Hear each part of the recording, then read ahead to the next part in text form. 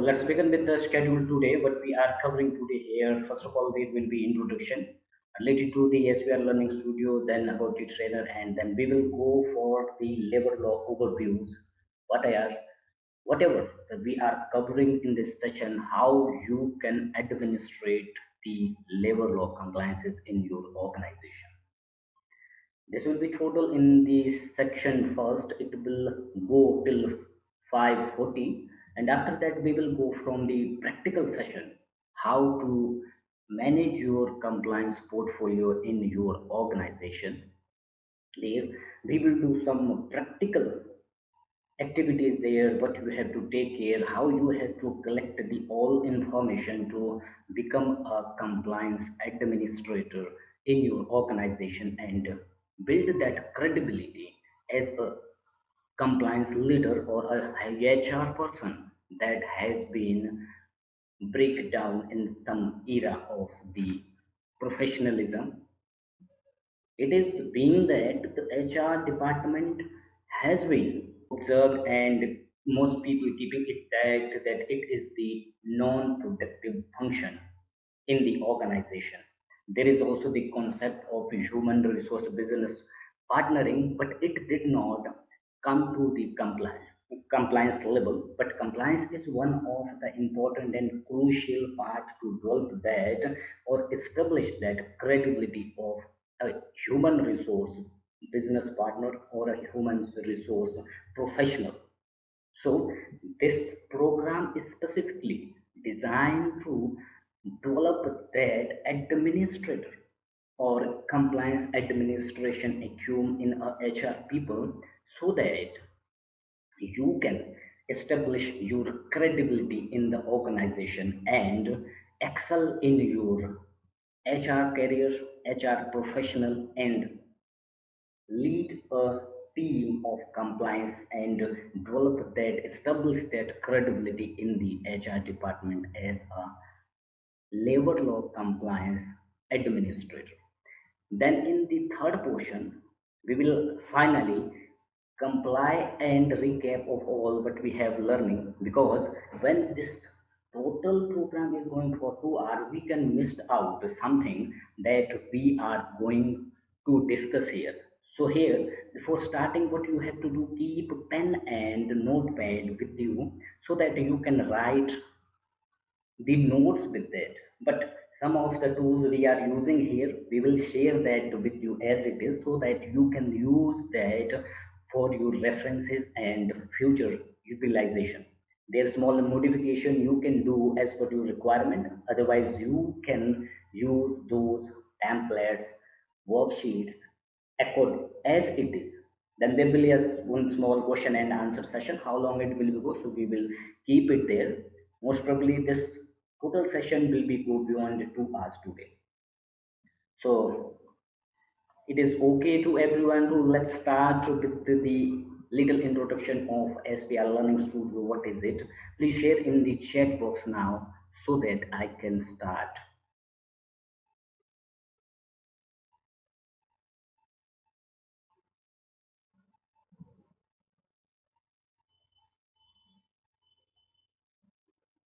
Okay. So let's move with the introduction of the SBR Learning Studio.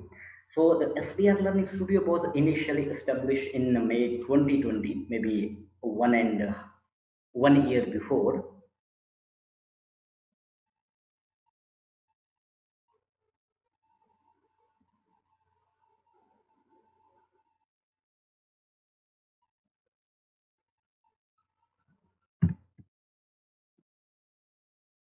Recording is not allowed for your session because this is our developed specific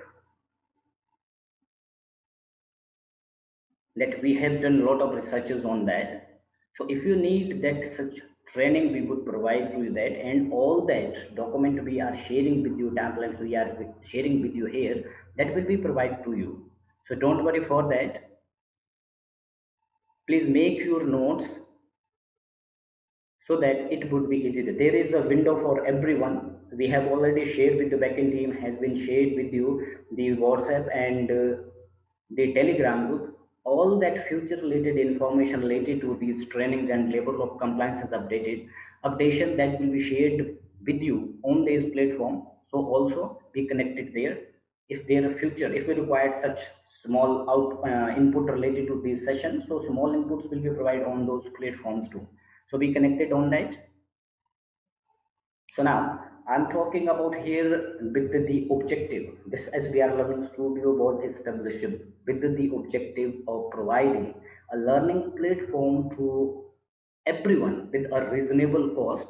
Our purpose was not to attain a cost, it was specifically to provide a platform for a great learning to the people, and we established this with the vision of influencing and educate 100 million people by 2040 with the best of knowledge that need to cater their true professionalism, with the mission to influence and educate 25,000 students, everyone. So that's why we have keeping many weekly session same, and every week we conduct such session, even that for labor law related than other area are there, we are conducting such sessions, and we give values to our customer for their long term association, and the same to connecting with you for the long term also. And if I talk about that SPR Learning Studio, as of now, we have segmented our seven services there, which are the personal development, their health and fitness, corporate training, business coaching, homes and kitchen is their headhunting, and then one is the democratic dermatologic. This is the new program we are in a process to establish that, and maybe next 3 and 4 months it will be in the operation. Then next, the presence of HDR Learning Studio is presence at present at the five platform. There, one is our website where you can contact to us and you can check out what are the service we are providing and where we are into. And that is the azuretrend.com. Then you can contact with also through the mail ID. That mail ID is sprstudio2426 at gmail.com. And after, we have some social media platform where we provide the insights related to different areas. So there is one SPR Learning Studio that is specifically for developing of the soft skill, the people who is engaged with us. Then there is one platform also, the Foresighted HR. This is specifically for HR learning, where we provide the solution for HR people for their practical learning to them that are the free. Then the people who are eager to learn from the great leaders and with the books. So here is one solution we are providing, and that is the Book Readers Center, where we provide the global leaders and global business leaders book insights. There are the free books inside, and the audio books are available in that platforms. It is also available. And then as of now, we have different segment the online courses available. So at present there is more than 10 courses available in the SVR Learning Studios platform. So you can check that from in at the website. So that is also available there. But here I do not want to share that in details. So now come to me. My name is KSS Srinivasan. I have done BLLB and MBHR. I am also certified HR professional from SHRM, and then I have served more than 20 years different organization in India and Asia Pacific region, and worked for many Indian and multinational companies. So this is all about me and the SBR Learning Studio. And now let's start with the program today, what this program is and what we are covering today specifically to develop your potential as a labor law compliance administrator. Now let's move further. What the topics and what are the most important areas we are covering in that? So there may be the question of many people, as if you are working with the organization. So I want to share with you that in India, or mostly, there are the majorly three segment of the businesses, and the three segment of establishment and organization. If we go on that, that are like your manufacturing, then IT sector, and then third one is your service sector, and then IT. So three, these type of business segment and industrial sectors come into the first phase, and in that, the factories and manufacturing are more than 60%. Then it come to the service sector, and then come to the ITs. So all these, and then other small and other industries come under that. So all the established or industrial sector need to comply with the Indian labor laws, which are implies to them. So mostly when we talk about the labor law compliances, so that come mostly in mind the factories, the plants, the unit. So most of the people who are working with manufacturing industries and with the plants, so they know it very well. But it is not specifically for the factories.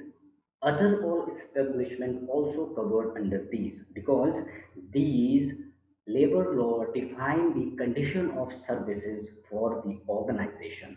So there, I have kept, we have kept it first the Factory Act, then the Shop and Commercial Establishment Act. Why? Most of the businesses, or most of the labor law are implies to the factories or manufacturing setup. Then after, there are the second, the service sector and IT is also. So they come under the Shop and Commercial Establishment Act.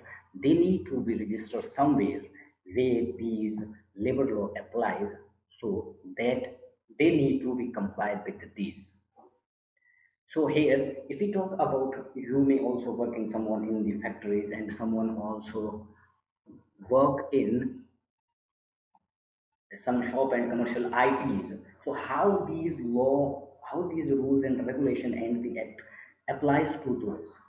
It is broadly, we can see that the factories are the big establishment, big premises, and they have a lot of things they have to take it. But the people who are sitting beyond that, and who are in the office area, which also known as the office and shop and commercial establishment, if you are in the IT sector, so the IT sector is also complies with the shop and commercial establishment. Like factory, they need to get approval from the Factory Act under the factory department. Then the, if any establishment like one FMCG organization is there, their corporate office is in some separate area, and they have different plants in throughout India. If we take example of India only, and for that, their office is in Delhi, but not a manufacturing. There are the office staff only sitting in that, and they have factory in different states.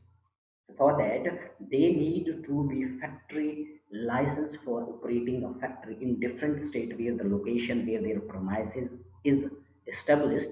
And for Delhi office, they, because they are not doing any manufacturing activity in their Delhi office, that is a corporate office only, and activity is for the operational.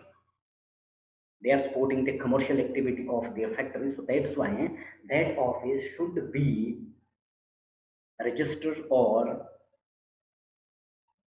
through the Shop and Commercial Act, and they need to be registered under Shop and Commercial Establishment Act. Then after, we will also discuss about the Payment of Bonus Act, Contract Labor Act, Payment of Wage and Minimum Wage Act, then Payment of Gratuity, then PFO and ESIC, then Industrial Standing Order, Safety Compliance, and compliance in term of member and committees, why it required and where it is required, and how you can consolidate all these applicable labor laws for your organization, and how you can prepare and establish that credibility of you as a compliance leader in your organization. So we will be discuss and learn that in the further section. So now here we are not talking about detail about these all these acts I have mentioned here. So specifically what is here? So here is one question for you.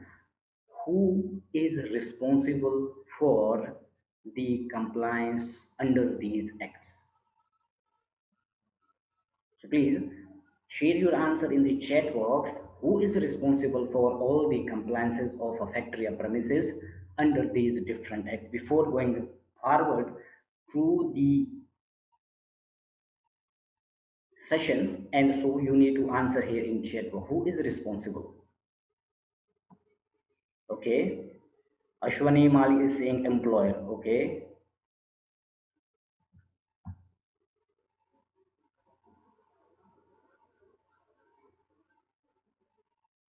Okay, great. So ultimately, the employer is responsible for every compliance under these acts. So that's why what are the obligation under these different acts as a labor law compliance administrator or leader, you need to be aware about that. You need to comply those, because as an HR, as a consultant, if any company hire a consultant, you are the representative of the employer to comply under these different labor laws. So let's move. What are the obligation under different laws which has been mentioned here? You need to take care. Based on that, it will be finally come into the picture that what are the essential requirement for the labor law compliances is important and urgent for our organization. So here I'm talking about the, let's move further. So we were talking about the Factory Act. What are the obligations under the Factory Act which need to comply by an employer that are the important for them? So first of all, if you are working under a factory or a premises which is a factory, so they you need approval, you need a license, and you need to be a registration under factory acts. Before that, you cannot start the operation. And then after that approval, you need to be ensure the facilitation of health measures, and then the safety measure, the safety officer you need to employ there. If your manpower are more than 1,000 numbers, then you need to assure the provisions related to hazard process. If any type of hazard process that is existed in your organization, you need to be comply that according to the factory. And then safety committee, you need to be constitute in your establishment. Then welfare measures, if there is a worker more than 500 numbers, you need to appoint a safety officer.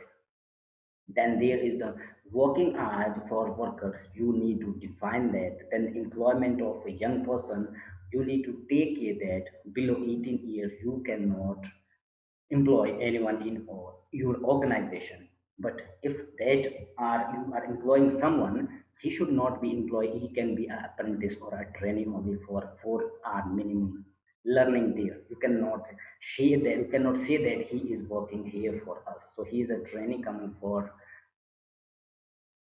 some learning purpose. And then after, you need to be assured to pay the annual leave to them. Then there should be the policies for this safety and environment. Someone is that audio is on, please mute your audio. So there is a submission of the critical returns which you need to be take care during the taking care of compliances in your organization. Then the fire and safety measures are there, you need to take care different records you need to be maintained there. So under this factory act, there are so many obligations for employer that need to be complied. If the non-fulfillment of the obligation, that may lead to the 3 years of imprisonment and fine up to 2 lakh rupees. And if they found some issue there, then the business license or the factory license may be cancelled. So next one is, they are the employee obligation under Shop and Commercial Establishment Acts. Like the factories applies, the Factory Act is applies only for the factory establishment. When it comes to the shop and commercial like ITs, service sector, so they need to be complied specifically, registered. They need to be registered under Factory Acts, and they need to be get registration and approval under this employer obligation under the Shop and Commercial Act. So what are that? So they need to be get registered within 19 days from the commencement of their business. Then they need to be take care the employment of adult works and their hours of work. Then double employment restriction, they need to be checked. If the person is being employing in your establishment, your shop, your service industry, your ITs, you need to be assured that he is not working in the he is not in the dual employment. Then provision of employment of children, you have to be take care there. Then every young person, if that is in training, so their working hour or their training hour, you need to be care about that. Then opening and closing are under shop and commercial establishment, you have to be take care. Then period of rest, holiday, that you need to be defined. Then holidays you need to be paid. Then facilitation according to the factory available. Then under the shop and commercial establishment act, you need to be take care for the provision of sick leave and casual leaves. Then health and safety welfare measures, you need to be take care in your establishment. Then next we are going to discuss about the bonus act. So bonus is as of now applicable for the 20 or more member who are available there, but it needs to be paid 8.33 minimum by the employer to their employee who is employed in that. But there is also one important condition is that the new establishment who are new less than 5 years, they are not, this act is not implied to that. But after 5 years, you need to be definitely pay the bonus to your employee. And the person who has worked for 30 days in your organization, he is eligible for a bonus minimum 100 rupees and according to his salary. If you will not fulfill these obligations, so there is the provision of 6 months imprisonment and fine up to 1,000 of rupees under this bonus act 1965. So there are the rule changes and some modification has been done according to the new rules or new code. So we will also discuss that in the preview of the new labor laws in this session. There are the obligation under the Contract Labor Act 1970. If you are a agency, you are a contractor, you are employing deploying contract labor to a organization, to a establish, to a factory, to a that some service industry, some hotel. So you need to be get a license under the contract labor. And under contract labor, a principal employer, if he is keeping some he is keeping some contractual manpower, he need to be get registration under the Contract Labor Act 1970. Under this act, the principal employer is responsible for all that contractor related compliances there. Then he need to provide a Form 5 to the contractor who is deploying contract labor in their premises, but that should be if the contractor labor are more than 20 numbers. Then their maintenance of record is required, submission of returns are there, then display of notices there. Under the Contract Labor Act 1970. So there are the imprisonment of 3 months and fine up to thousands of rupees, and cancellation of the registration certificate is also there as penalties and charges to the employer if the obligations are not fulfilled or compliant. So next one is the Payment of Wage Act 1936. This act is existed before the independence of India, but after that many small modification has been done in that. But under this, the employer is responsible for paying off the every individual who is employed in his premises in his establishment, responsible for paying off the wage under this act. So the obligation under this act is that he is responsible for the payment of every person, whatever the amount is payable to any person who was employed, he is responsible for that. Then fixation of wage period, he need to be fix a wage period and what time he have to pay the payment of wage to the person, but then there the time of mode of payment he need to decide, and there are many clauses has been added in this Payment of Wage Act in the new amendments. Then maintenance of records and registry, then submission, return, and the display of the notices under that. So there are the around 13 of the labor laws which required to be different notices to display in the factory premises or your establishment, that should be in dual language. One is in English and another one is the language most of the people who are employed in your organization they can understand that language. Then next one is the Employer Obligation under Minimum Wage Act. So that is specifically the employer should be pay the defined minimum wage to the employee who are employed in the organization.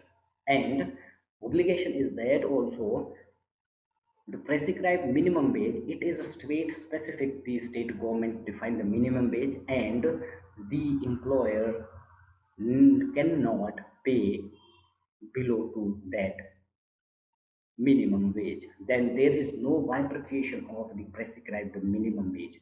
As a labor law compliance administrator, you need to be take care that the minimum wage that cannot be bifurcated in the allowances, and then the time and mode that need to be there, and then maintenance of register you need to be maintained in the establishment. Then Payment of Gratuity Act is there. The Gratuity Act 1972 is oblige the employer that they need to pay the gratuity the employee who has been completed 5 years in the organization. So as a labor law administrator, you need to be identify the people, you need to be vigilant that who is the employee has been completed 5 years in your organization. So this is a statutory right. The person who has been completed 5 years, he become eligible for the payment of gratuity, and this gratuity is the statutory right under this Gratuity Act 1972. You need to be take care of this when you are complying your establishment. Then record you need to maintain there, and notice display is also there. There is the provision of the imprisonment 1 year and fine up to thousands of rupees is also there. Then obligation under the EPFO. Here the coverage under EPFO, as you all may be aware, about 20 employees there. Then deduction, recovery, and remittance is the part of employer. He is responsible for that.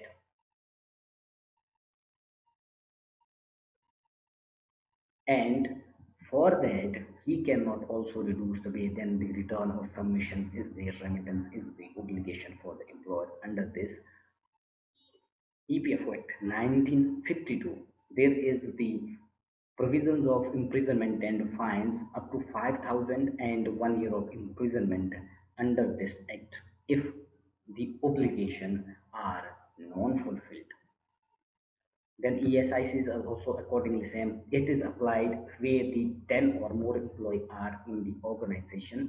Then the deduction, recovery, and remittance are the part of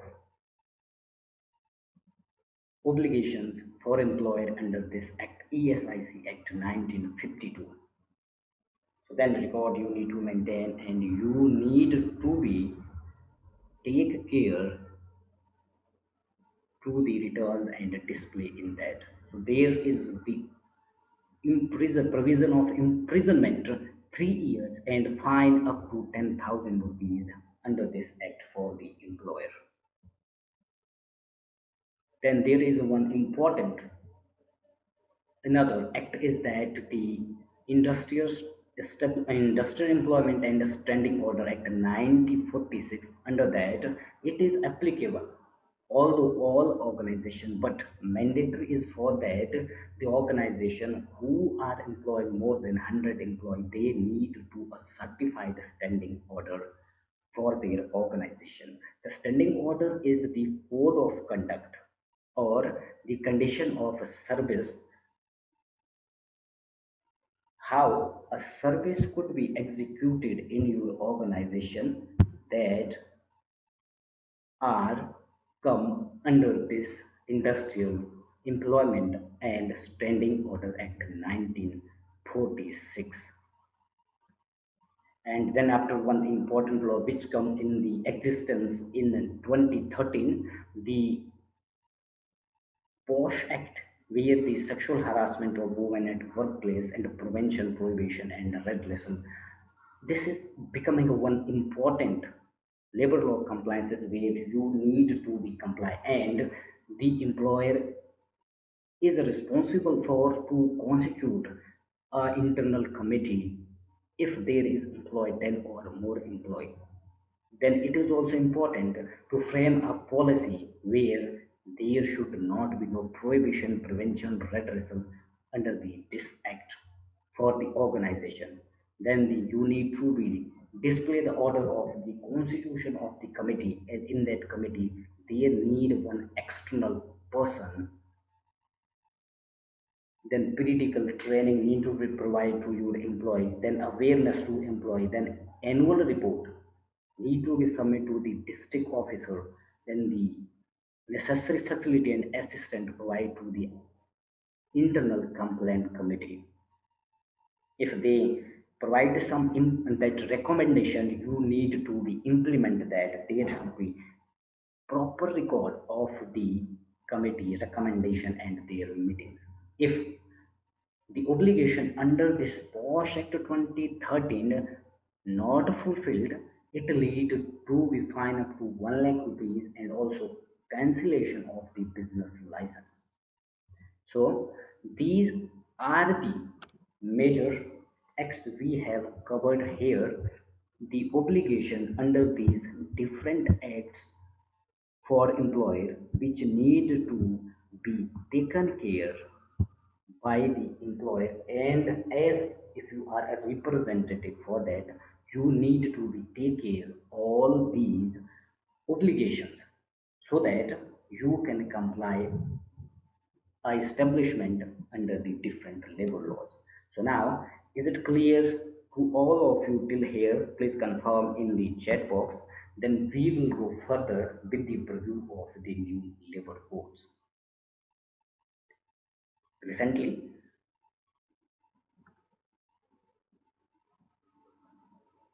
okay, so now let's move further. So recently the government has been passed and finalized for different labor laws for ease of doing business and the some uniform law for the different industries. Based on that, I have prepared one schedule and one data for that. What are these four wage code, what are these four labor laws, and what are the existing acts has been merged in that. So in the existing labor laws, and then after the new labor code come in the presence, and that are still pending for implementation, but the date is as of now confirmed. It will be implemented from 1st October 2021. So here, what did the difference of the labor laws were applied to the industries, and they given the different definition, different criteria for similar industrial function, so that to getting out from these hazard or the hassle under these different acts, the government decided to provide a uniform labor law to the organization for doing the compliances easiness for the business there. So here, under these labor law reforms in 2019-18, so near about 29 central labor law was merged under the new labor laws, and which come as four different labor laws. So if I talk about the first, the wage on code 2019, so the four labor laws or different labor act which are existing has been covered under this, that are the minimum wage act 1948, then Payment of Wage Act 1936, Payment of Bonus Act 1965, and the Equal Remuneration Act 1970. That come under the Wage Code 2019. Then the second come there, the Industrial Relation Code. It is also important for all the organization. Even though if there is a manufacturing, there is the service sector, and there also the IT.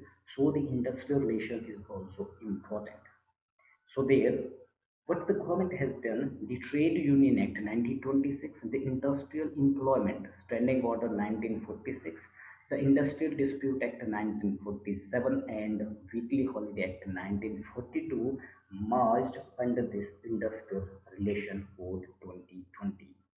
Then next come to the Occupational Safety, Health and Working Condition Code 2020. There about 7 to 9 different existing act has been merged under this code, the Occupational Safety, Health and Working Condition 2020, that are the majorly the Factory Act 1948.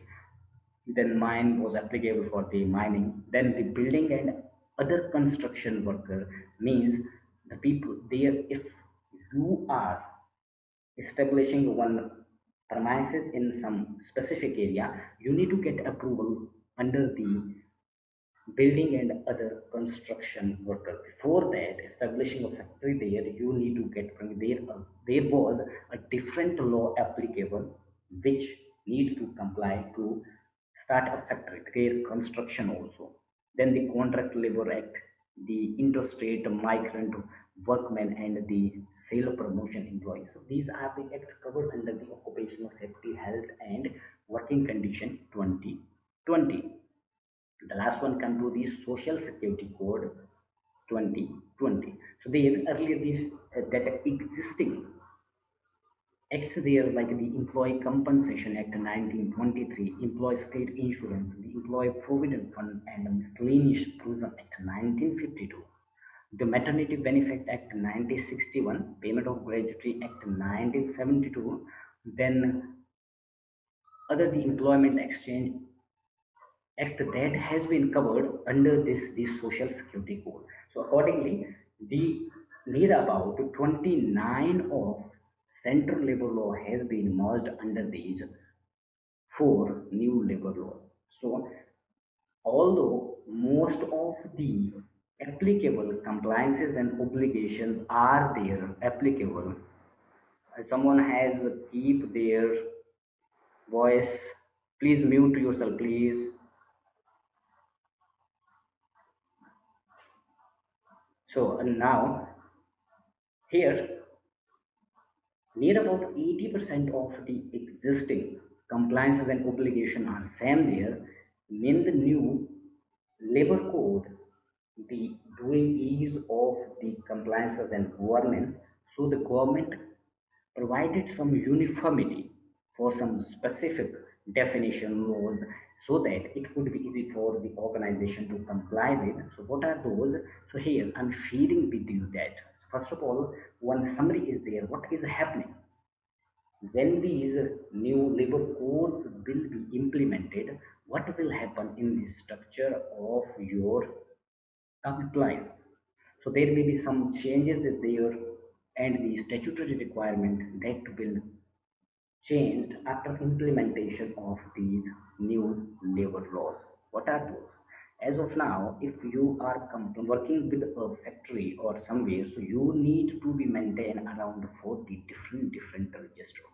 After implementation of these new labor laws, there will be need of only 11 register you need to be maintained. Then the return you are at present in under the different labor laws, we are submitting near about 22 returns there, but after there will be consolidated only four different under these four different labor code. We will be, or we need to submit only four returns under there. Then the license there, so earlier there was only two, and then now it will be three. Accordingly it will be depend up to the industrial type, so it is the total number. Then display of the different abstract related to the functioning of these labor laws, so it will become 13. Only that up before it was 20. Then registration, so the registration like contract labor act and EPS, ESIPF, so that will be come down for the three only. Then remittance, as it is two under EPF and ESIC, so it will be remain same. So under these new labor code, what are the obligation for employer coming to them if that obligation, as I mentioned, so 80% that are same and 20% that has been reduced, but the penalties, the fines, and if there is a non-compliance of these obligation, so it will be includes fines and imprisonment that has been revised. So here one comparison. So if we talk about the code on wage 2019, what are the provision has been made for that? As there are the four labor code, labor act covered and merged under the code on wage 2019. So if we discuss about previously, there was the fine under different these and that level laws.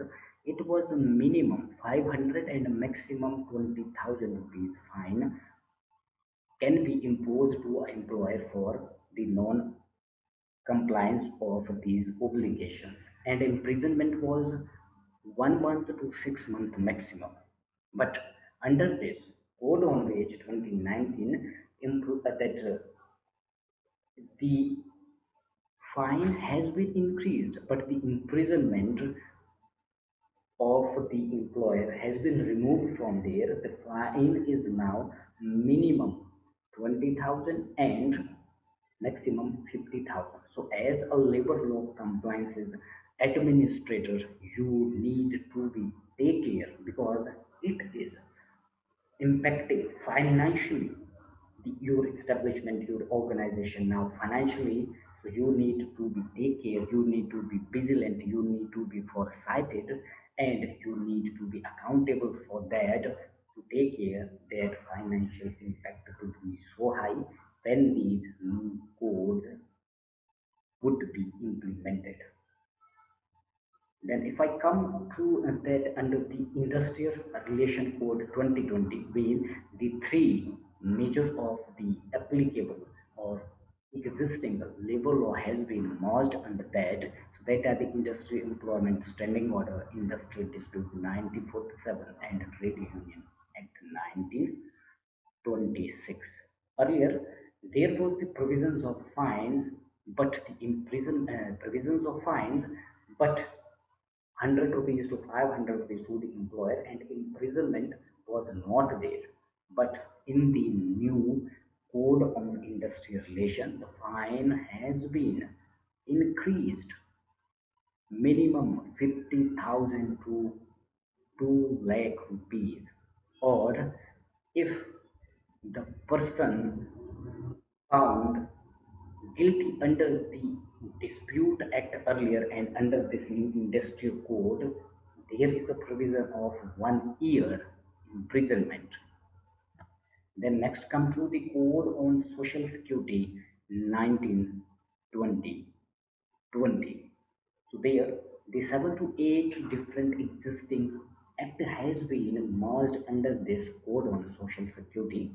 So there, the obligation, if that not fulfilled, what are the impact could be happen to the employer? So if we talk about fine, so in this in these existing labor laws, there is a minimum provision of fine 500 rupees and a maximum 20,000 rupees, and imprisonment was also there, but it was minimum 3 months to maximum 3 years.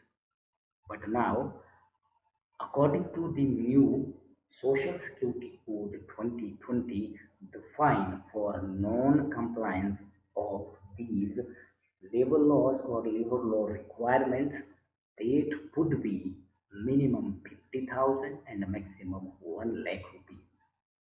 And the imprisonment, minimum 6 months to the up to 3 years, it would be there for an employer. So as a labor law compliance administrator or a leader, you need to be you need to take care, you need to be vigilant for these compliance to maintain in your organization. Then the next one is the fourth new labor code is the Occupational Safety, Health and Working Condition Code 2020, where the 7 to 8 or 8 to 9, the existing acts have been merged under this new code, so that are the Factory Act, Mines Act. But here the obligations, if that are not complied under this new code, so the provision of the imprisonment and fines will be like that. If we talk about under the existing labor code here, so the fine is minimum 500 to 1 lakh rupees and imprisonment is 3 months to 2 years. But now, when this new code on the occupational safety, health, and working condition will be implemented from the 1st October, the fine would be minimum 50,000 rupees to maximum 5 lakh rupees, and imprisonment straight 2 years. So while you, as a labor law compliance administrator or labor law compliance leader, you need to be take care. You need to assure that these requirements of the new labor code will impact your organization financially, and it will hamper your career growth. So that's why you need to learn deeply these new requirements under these new labor laws, and accordingly you need to be take care in advance for that to assure the compliance in the organization, in your organization.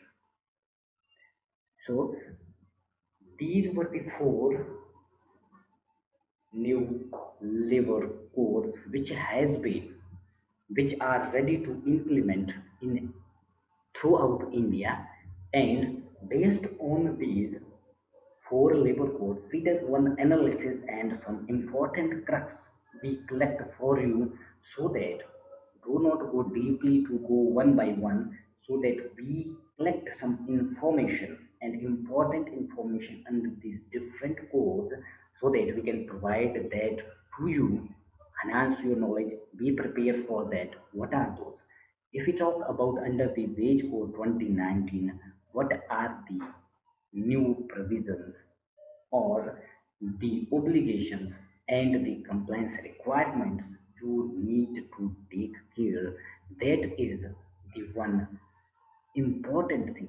The uniform definition for the wage has been given under the Wage Code 2019.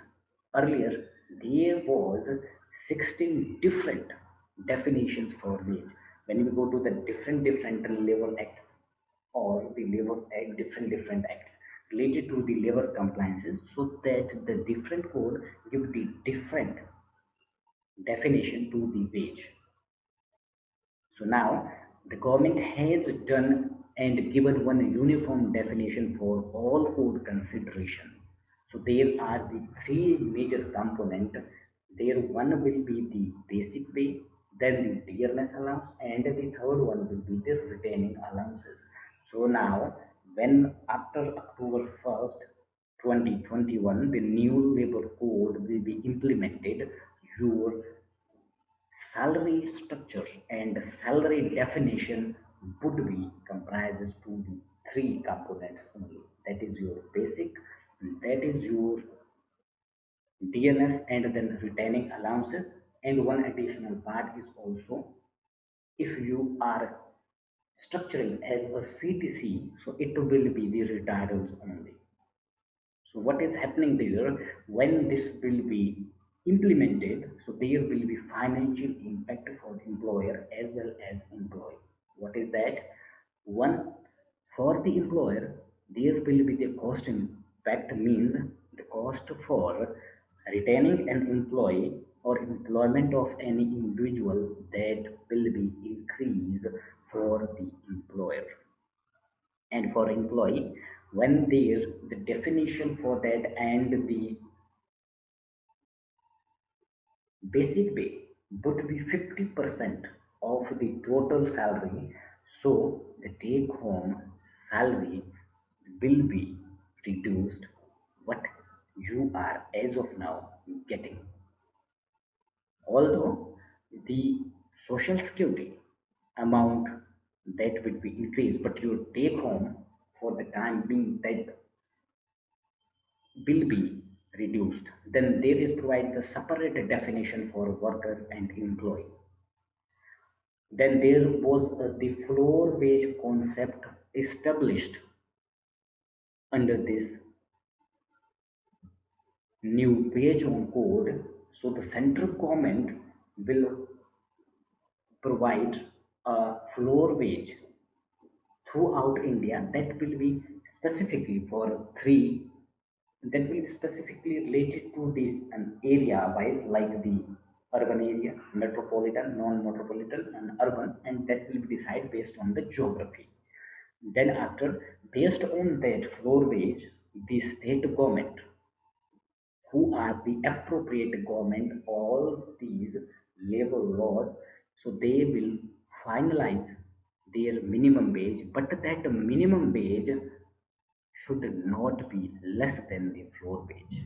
And if actually the floor wage or the minimum wage is more than the floor wage, the employer cannot reduce that, or the state government cannot make that equal to the floor wage or down to the floor wage. So here is the restriction. Then contractor and contract labor definition has been changed. Then provision related to the period and payment of wage, that also been changed there. And the payment for the existing employee, that has been fixed for 7 everyone, and it should not be more than 30 days. Means a person who is employed in your organization, you need to pay him his pay even though that is the succeeding month of 7, or otherwise it should not be more than 30 days if there is some non-paid dues for some individual. Then the standing order provision for the under this new industrial relation code, that has been changed for the 300 people, where there are 300 workers in organization. Earlier it was 100, and if there is now would be 300, they need to be get a certified standing order for that organization. And if there are 20 or more worker employed, and you need to be constitute a grievance redressal committee in your organization. The provision of aggregator also introduced in these new codes, and reduction in the gratuity period for 3 years has been given in these new codes. And then also the gratuity payment for the contractor people, or for some specific period people, it will be pro rata basis that has been given in that. And then up to the free annual health checkup mandatory for the employee who are employing in the organization, that need to be assured by the employer according to these new labor laws or new labor code. Then the limit of leave, there would be no provision of the lapsing of leave. Now in this new code, the leave, casual leave and sick leave can be carried forward up till 30 numbers, otherwise that could be encased. And but in the case of leave, earned leave, that could be carry forward unlimited. And the employment of women after 7 p.m. to 6 a.m. has been allowed, but they require their permission and the facility need to be assured. Then employee consent for the overtime work and double pay, that is also mandatory under this new law. So these are the special provision and the requirement which are important, and you need to take care while the new labor code will be implemented in India after 1st October.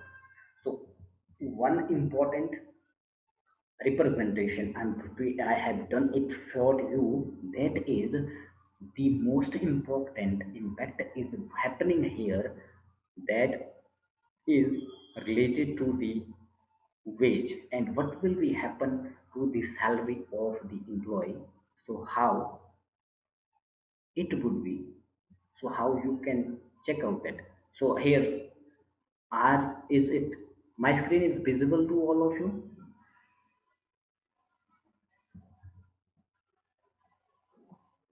Is my screen visible to you, so I can share with you the minimum wage?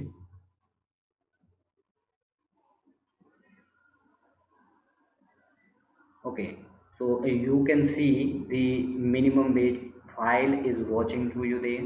So there is one file related to minimum wage. Can you see the screen?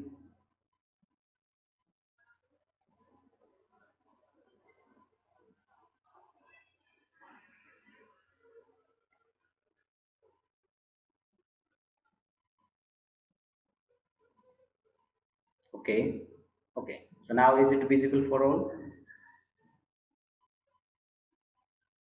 So okay. So it is for just illustration. So if according to the new wage code, so what will be the happen? What will happen when you have to restructure your salary structure according to the provision of a new labor code? So for that, you need to be keep in mind some specific things. As earlier, the wage was simply like minimum wage. The government has been prescribed, that is around 12,000, included the dearness allowances. So if you need to comply with the new requirement, what will happen? So there are some impact and there are some improvements related to financially. So here you can check it in 3 to 4 criteria. Like if basic salary earlier was around 8,000, then you divide it to HRA, then HR is in the new provision. It is not come under the basic pay for the computation of the deductions and other remittance under the labor laws. So now, what is happened for the earlier? The PF was detecting only basic wage like 8,000 rupees. So it was near about the 960 rupees. But in the same scenario, so if there is a capping of 15,000, 1000 rupees for PF, so it deduction is the 1800 rupees. But if the new code on social security will be implemented where the basic pay will be 50% of total, so it would be deducted on the social. Like if you see in the scenario number first, so there is the total wage is 1200 rupees. But in the new code, the HRA, house rent allowance, is not the part of your salary. But if it is more than 50% of that, it could be included as a salary. So the impact would be the code under the code on social security, your contributions for PF would be 1440 rupees. So accordingly, all the scenario, if you see that, it would be same. The people who are employing less than salary minimum 15,000, so it would be increase the contribution. But the scenario who are getting more than that, because the 15,000 rupees capping will be removed from the salary now as per the new wage act. So accordingly, so this type of the format data I will be provide to you. Accordingly, you have to prepare yourself for the implementation of these new laws. If we talk about the Gratuity Act, so what will happen under the Gratuity Act in according to the new labor laws? So there the rate of gratuity and payment of gratuity that will be increased for the employee, because it will be calculated on the 50% of their total salary, when the basic would be 50% of their total salary. Then the if there is some retrenchment or something, so then the compensation that is also same, and the compensation under IR code specifically that will also reduced. Earlier it was on total salary, so now it will be for basic salary. So accordingly, it will be reduced. So there is some impact financially increase or decrease for employer, and for employee also there is some losses and benefits. So there is the tax calculation you have to done. So accordingly, you can be check out those scenarios. So this all sheet we will share with you after closing of this whole session. You will get a mail. All these templates we are using here, you can receive that for your references. So now let's move further. So one thing, is it okay to all of you till here? Please share in chat box.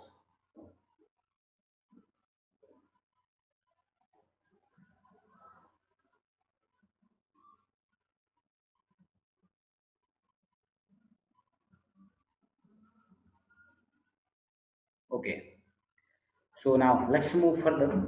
The next portion of this labor law compliance administration online. So let's move to the section second of that, where the management, the statutory compliance and management portfolio.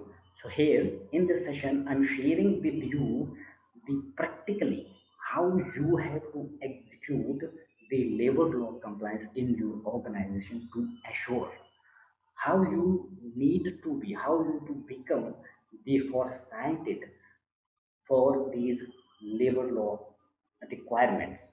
And then you need to build your credibility in the organization when you do all these things, because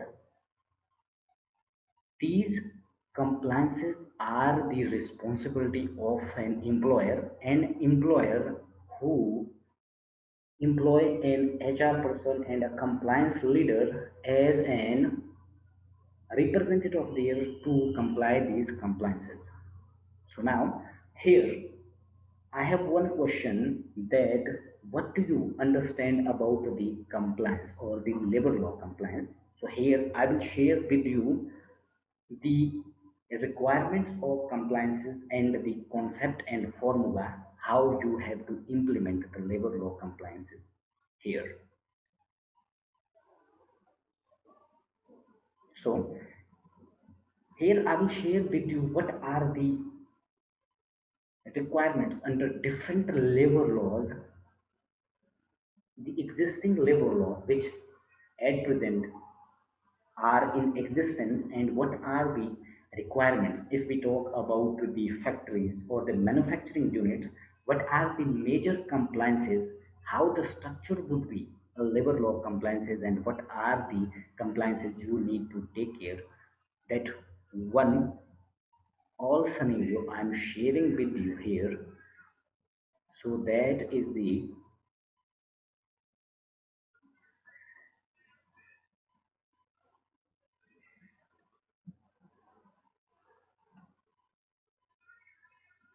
okay. Is my screen visible to all?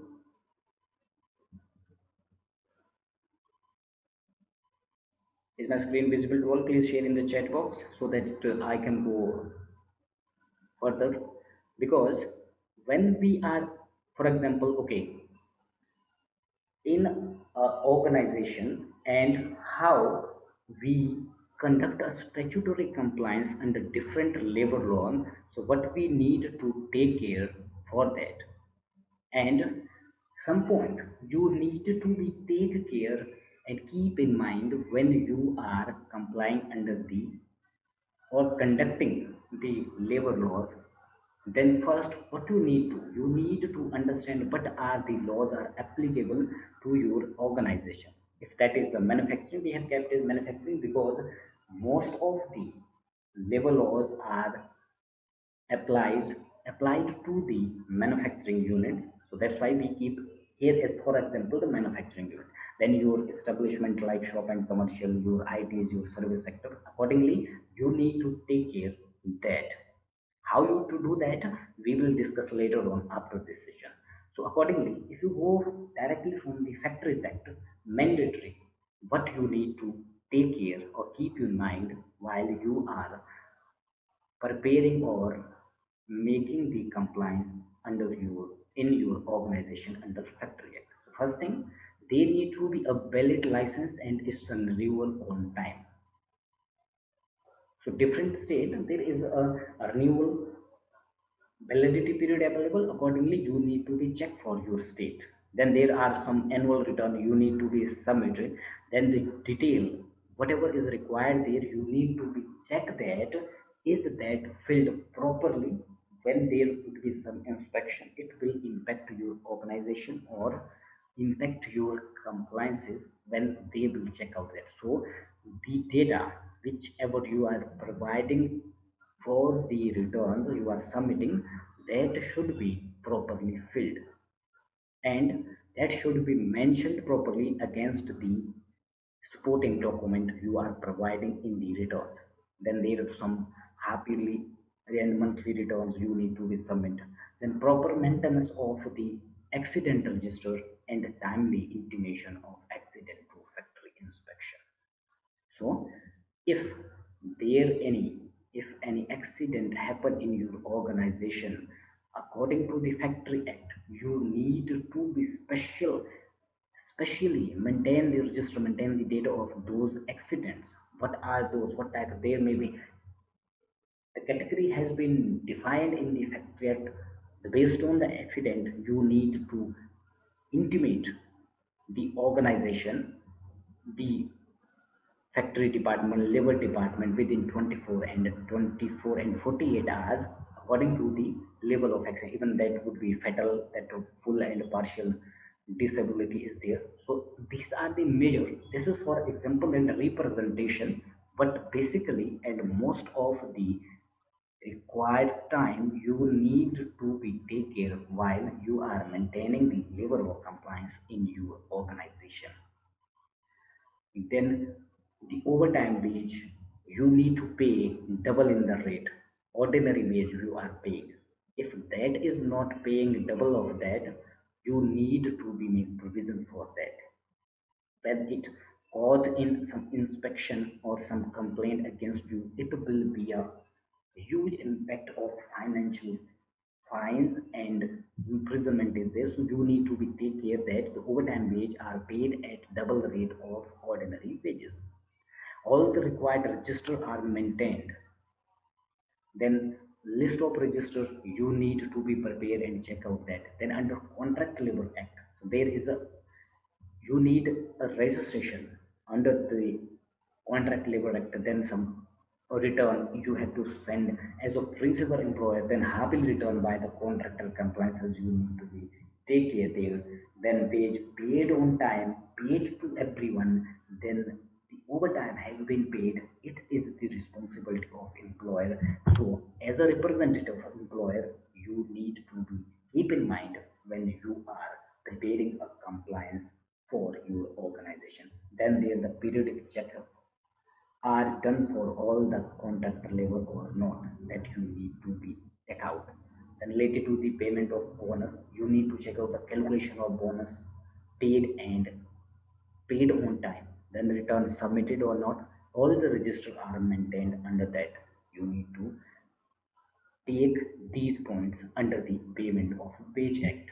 If we talk about payment of wage and payment of minimum wage act, so there are some registers you need to maintain, but specifically there the payment has been done to all and paid on time. It should not be less than minimum wage. So you need to be assured in your organization. Then it comes to the payment of a gratuity act. What you need to check there, you need to be prepared. There may be in the most of the organization there are the master already available, but you need to update that master. You need to check that the gratuity applicability and eligibility of 5 year, who and how many person completed 5 year. If someone who has left and he has worked for 5 year in your organization, he need to be paid gratuity. So is that paid or not? You need to check that.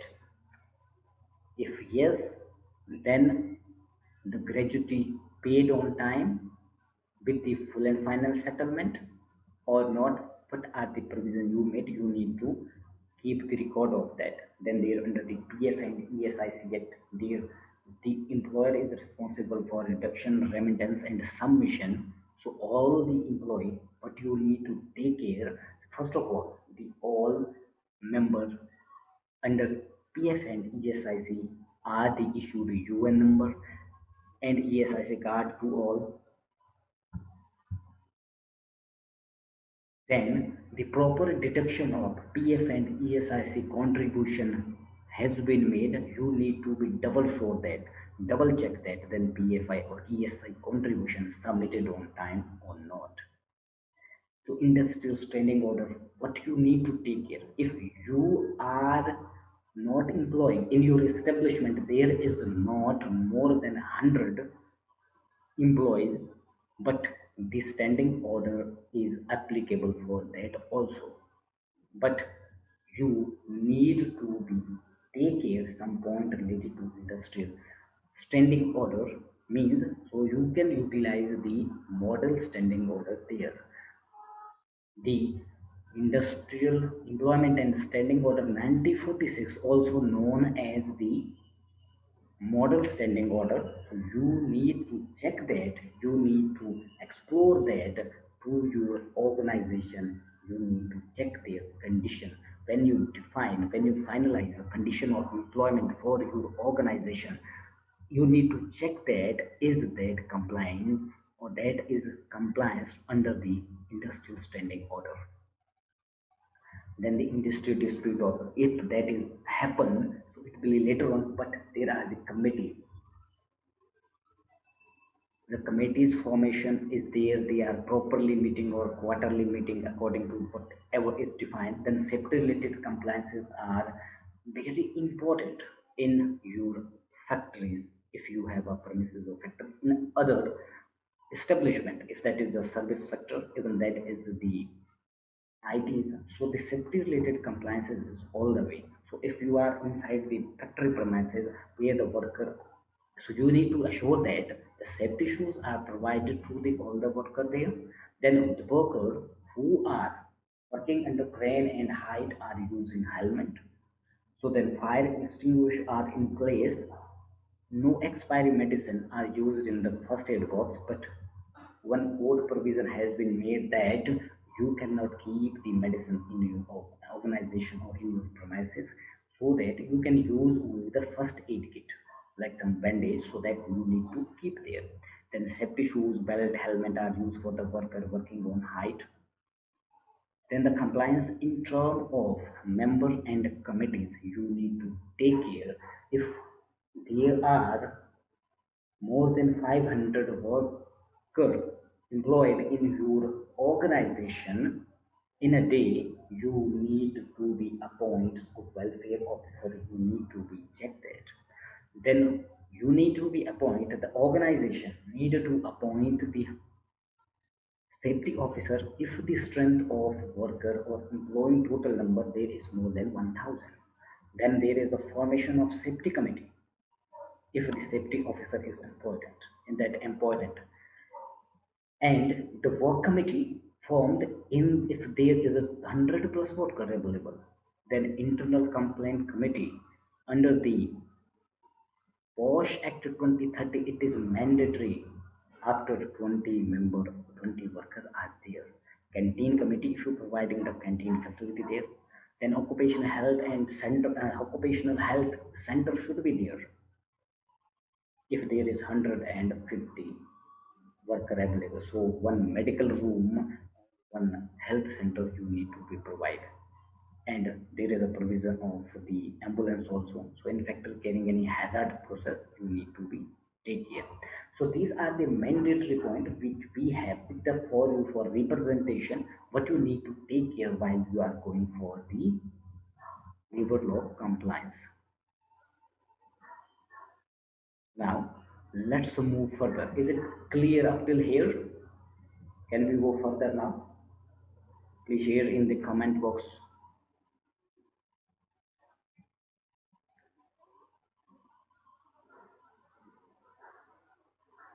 Is it okay to all of you?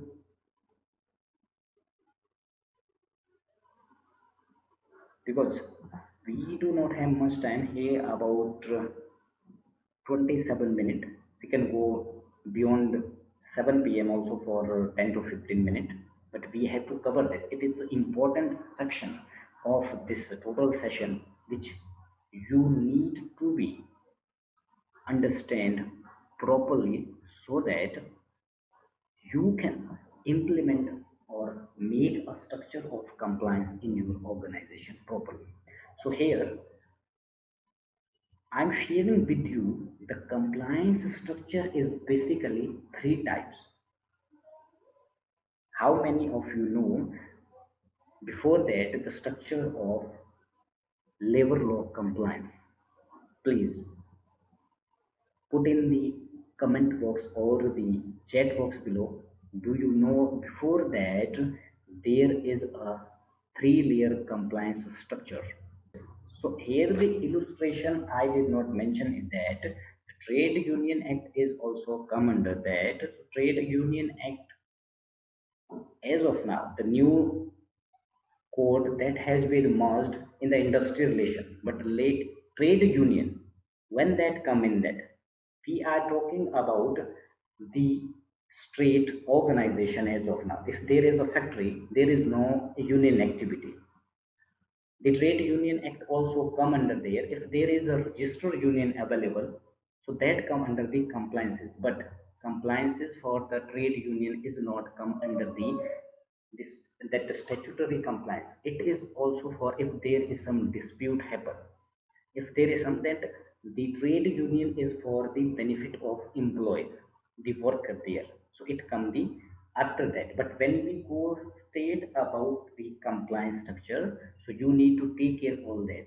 The trade union that if inside there is something happen, the worker they have some demand, you are not fulfilling that, then it come to the formation of trade union. For applicability of the Trade Union Act in your organization, there should be a registered trade union. So first of all, you means your employee who are employed, the worker, they need to form a trade union. For that they need some forum for that. Then they need to draft a forum. Based on that, five people need to apply in the labor department for registration of the trade union. Before that, this act is not applicable. So I think that Sanika, it is now clear to you that trade union act is not applicable till then there is no registered trade union inside your premises. Okay, so now moving further, that here I am talking about the when you have to comply your organization, you are a leader, a labor law compliance administrator, so you need to take care the structure of the compliance. So here I am sharing with you the three layer of compliance structure is that one is the approvals, which an organization need to obtain from the government authorities, and what are the appropriate government there, so that need to be obtained from that come under the approvals, layer one, because every labor law or every premises, every business, when that has been commenced, so there are required some approvals. If we talk about any factory, any establishment, or your corporate office, for that there is a shop and commercial act applicable.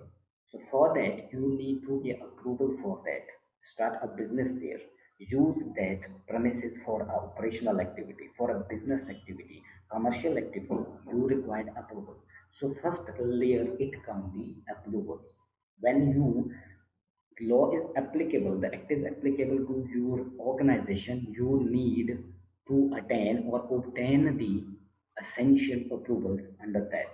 If I talk about factory, so there is the main approval, factory license, or under the factory department you need a license there. When the factory license you have obtained, and then after come the obligation, you need to maintain the records based on the requirement under the Factories Act and the other different law, when that come applicable to when your organization considered as a factory. And there are some records you need to maintain, there are some registers you need to be maintained.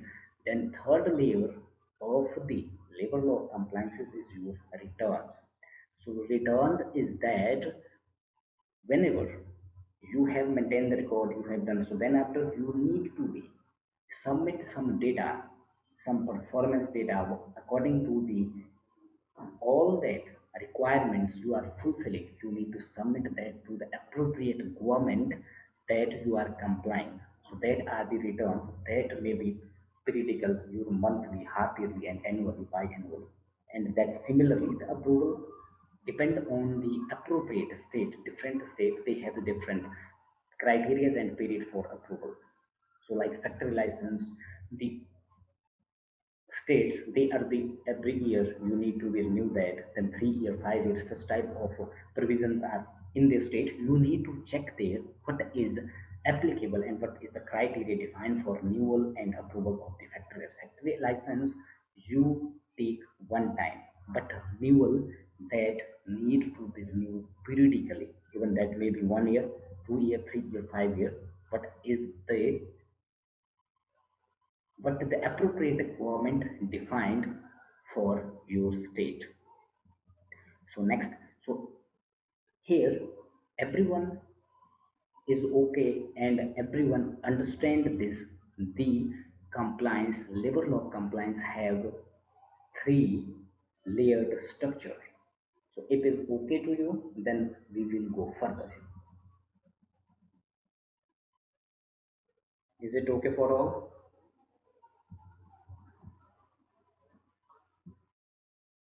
Okay, let's move further. So now, based on these three layer or the structure of compliances, what you need to do when you are a compliance leader, you need to be a master within you.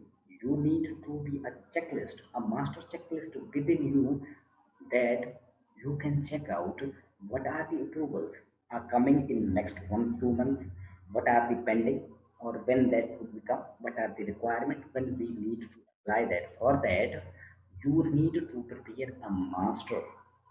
That master should be a crux to one formatted page which can be visible in front of your desk in your office so that you can check that. So here I am sharing with you one templates what kind of compliance master checklist you can prepare based on these three layers of your compliances.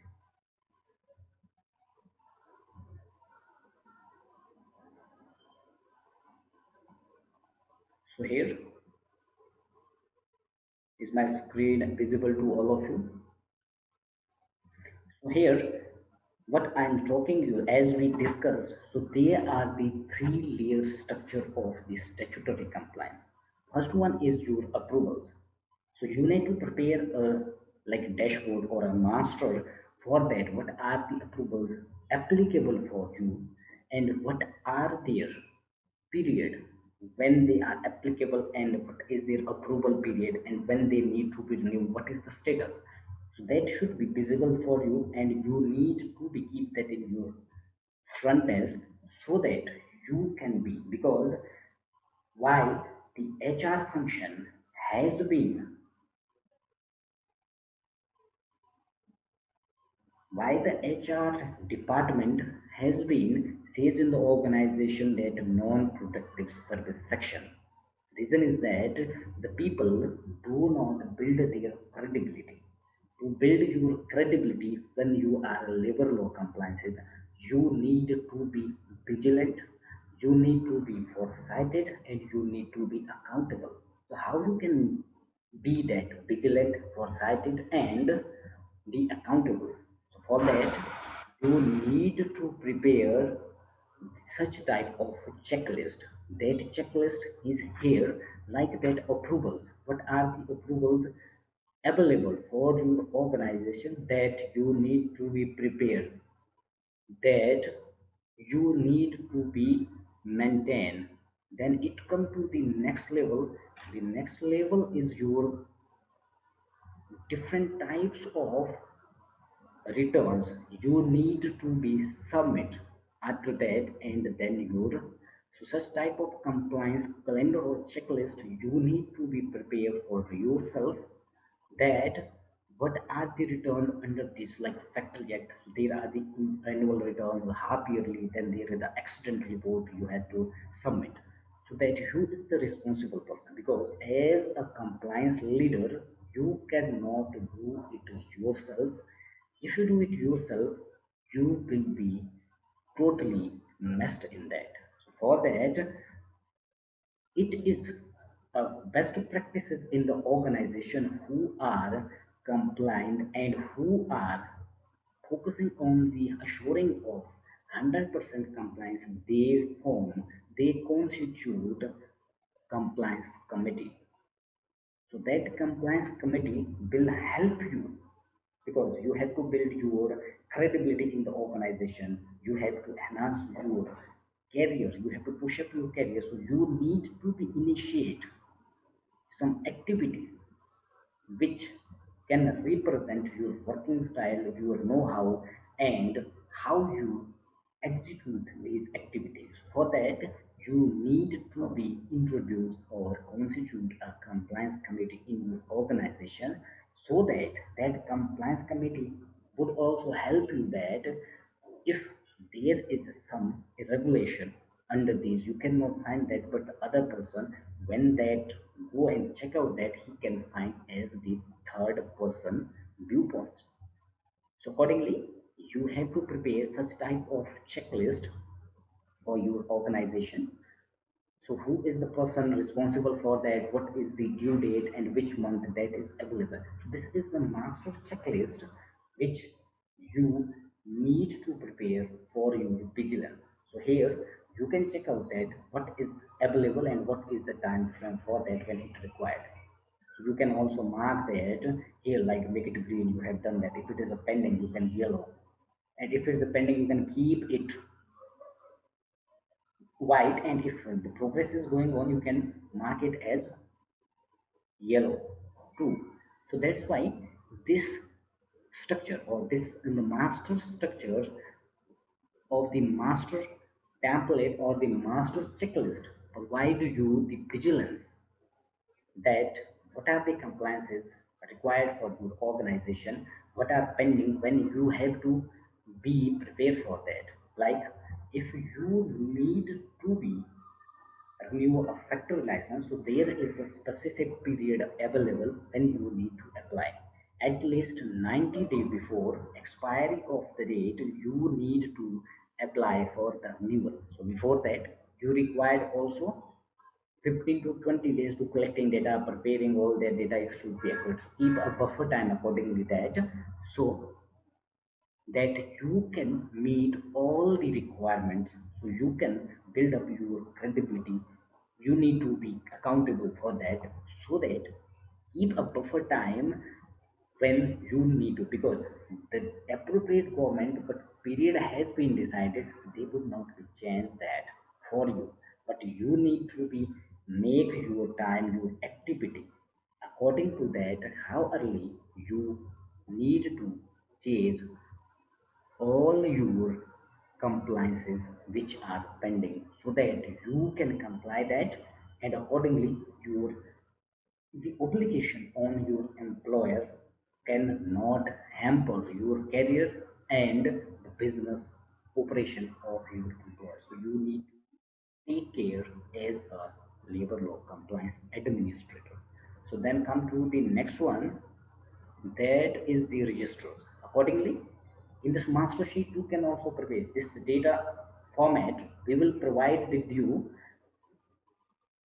and you can utilize these templates as it is for your organization. Make the modification according to the requirement of your organization, then you can utilize it. Then there are many registers like factory act. If the factory act is applicable for you, so you need to be maintain many register. So there is a near about 12 to 13 register in the existing law. You need to be maintained under this, so that there is a due date available when it required to be. You can also define before that the appropriate government what are the due dates they have decided.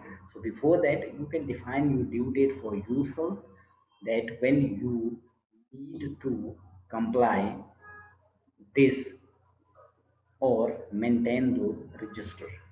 Then after the records and register, there are some displays, as I also mentioned in the obligation preview. So there are near about 13 display which you need to display in your organization. That these are the mandatory requirement of the labor law compliance in your organization. One is that your notice 11A. So 11A is specifically the details about your factory premises, your organization, that need to be displayed as a place where the most of the frequently the people move in and out. So better is that you can display those at the entry gate, so that every person who is coming there, they can see. Because when there some inspection happen, so the inspector will first of all check these displays, and there you will notice of the 11A, then notice of period for worker, then that known as the form 11, where the minimum wage, what is the day of wage, so that you need to be mentioned there. And then the how many people you have available in your premises for the day, that also need to be mentioned on these two notices. Then the abstract under these different labor laws, you need to be displayed at your gate, or the location there where the majority of the people move. So that need to be read by every person. So such type of master list, you need to be prepared for yourself to comply or be vigilant, foresighted and accountable as a labor law compliance administrator. So let's move further. So here we have discussed about the what type of checklist you need to be prepared, a master you need to prepare for yourself to maintain the compliances under different labor law. So there I have mentioned here there are the three layers of labor law compliances. When you keep this in mind, it will become in your mind automatically what are the approval required, when that due, what are the records you have to maintain, and what are the returns you need to submit under the labor law compliance. So now come further. So that is the process of the labor law compliance. It is the important part here which you need to take care before going forward in this section, how you need to execute the process. As I mentioned that if you need to assure, you cannot do it by yourself, you can do the researches yourself, but when you need to implement it, you need to be introduced, you need to constitute a compliance committee in your organization. So here I'm also sharing with you the three layer of compliances for your organization. So first is your internal compliance, that is specifically for your organization. Then second one is your agency compliance. Third one is your labor department or authority compliances. So the internal compliances is specifically for your organization inside. What are the law applicable and what are the requirements under these different laws apply to all your establishment, and what are complied and not complied. For that you need to prepare the internal compliances. How you can execute that? As I mentioned that with you need to prepare a huge checklist, and before that you need to go for the analysis, the basic analysis, the basic requirement under these different labor laws. What are the basic requirement is there for your organization? You need to analyze that. For that there is two option available. One, you can do it by yourself if you know it, and second, you can utilize the agencies. Mostly in the organization we use the agencies for the compliance maintenance, and we totally depend on those for that, because most of the HR people do not focus on this part. So that's why their credibility is not in the organization, and that's why most of the HR people who are taking care of the compliance role, their jobs are not secure. Compliances are the major and important part of the organization. If you have to build your credibility in the organization, secure your position in the organization, sustain your career, you need to be focused this part and you need to be assured this part. What you have to do for that, you need to be do a deep work, deep analysis for that. What you can do for that and how you can do that, let's see. Here I'm sharing with you a checklist or a data where you can go for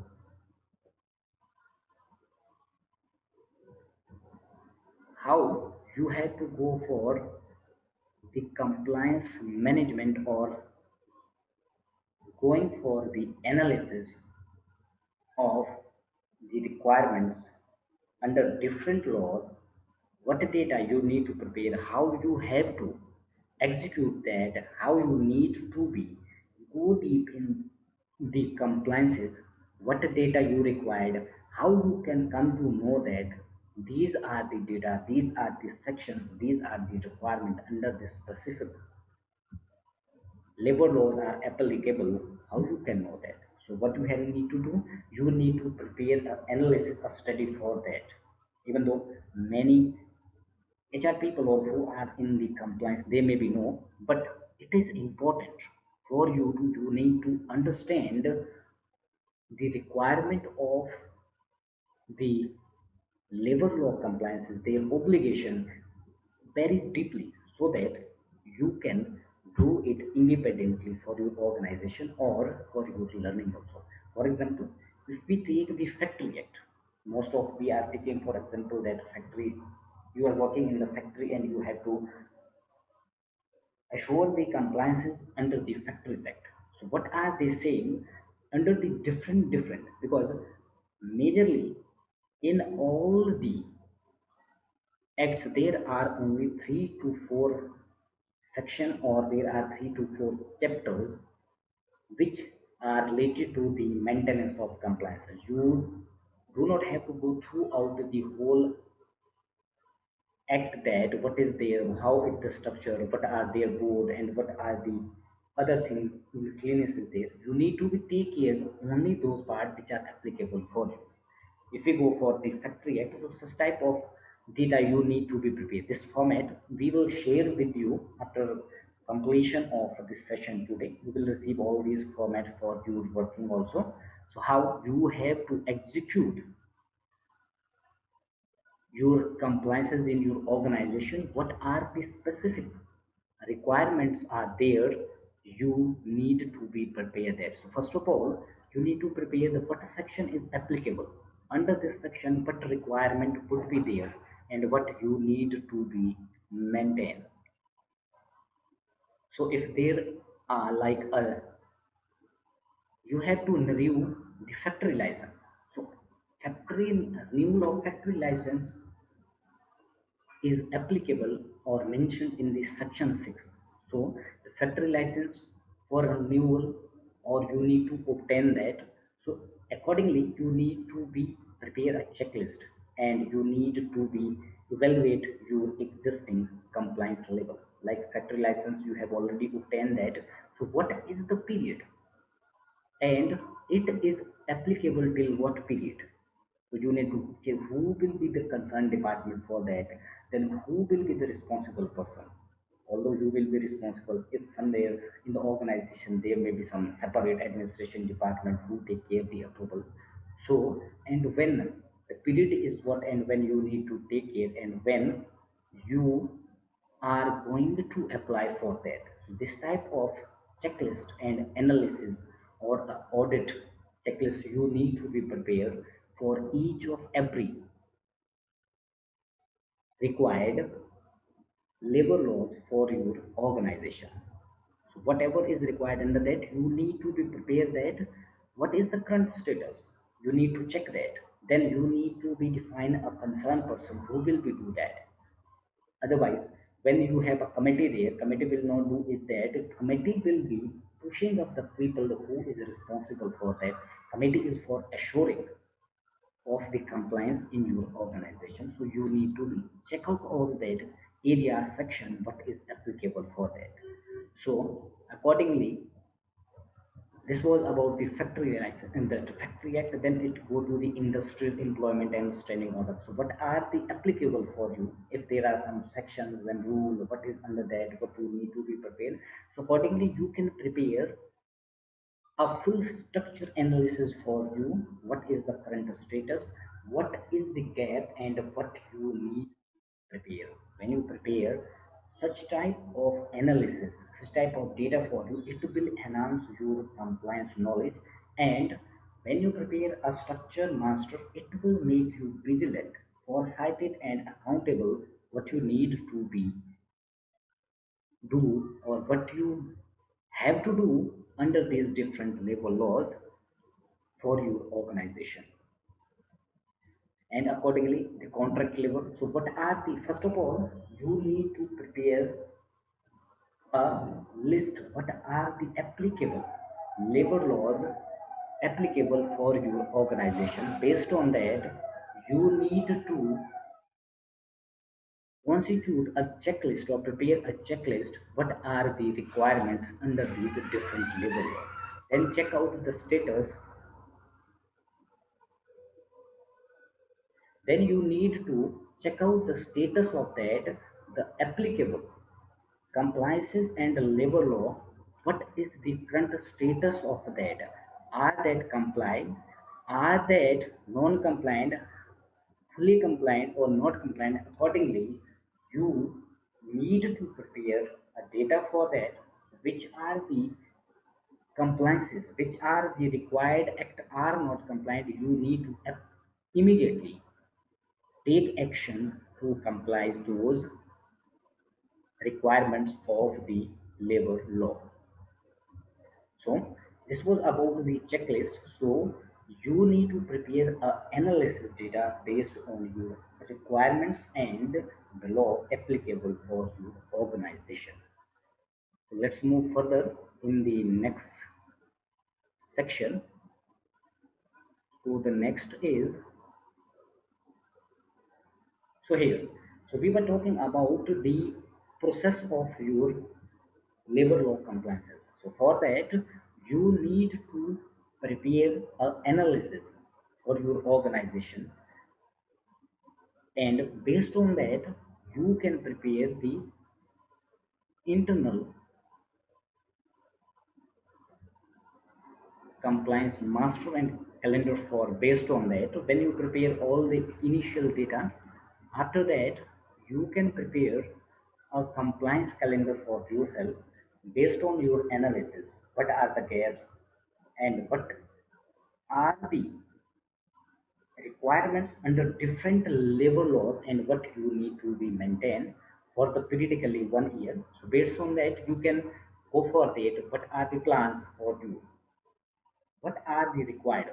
Whatever is compliant, you can keep a part of that, but the other which you need to be execute or which need to be comply immediately, prepare a compliance calendar for that, a period specific for that, when you need to be complete that or comply under those.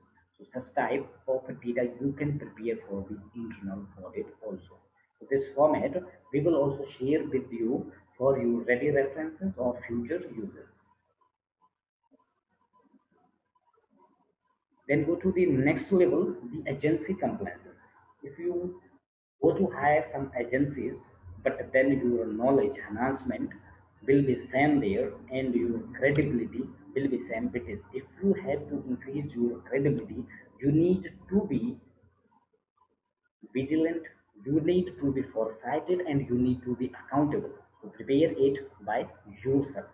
And first of all, one thing you need to be take care that most of the people who are responsible for labor compliance, what they do, they maintain their data in paper and present to their management, but on the ground there is nothing. When the labor inspection or other authority inspection happen, then there is nothing, and the employer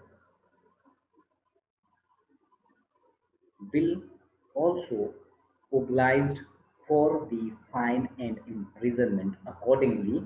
So that you need to assure that you are the part of this training today. You need to assure that your work should be reflect from the ground of basic level. It should not be in reports only, it should be in a ground level, so that your credibility would be established in your organization. So then we talk about the agency. Agencies means there you may have the contract labor and you may have some vendor. So for that, you need to be comply and prepare the compliance for those agencies based on the applicability of the labor laws for your organization and for your agencies, for your establishment. So if we talk about the under contract labor, you have some vendors, you have some agencies, like you have some vendors for contract labor. So what are the requirements under the labor law they need to be comply? You have to be assured that.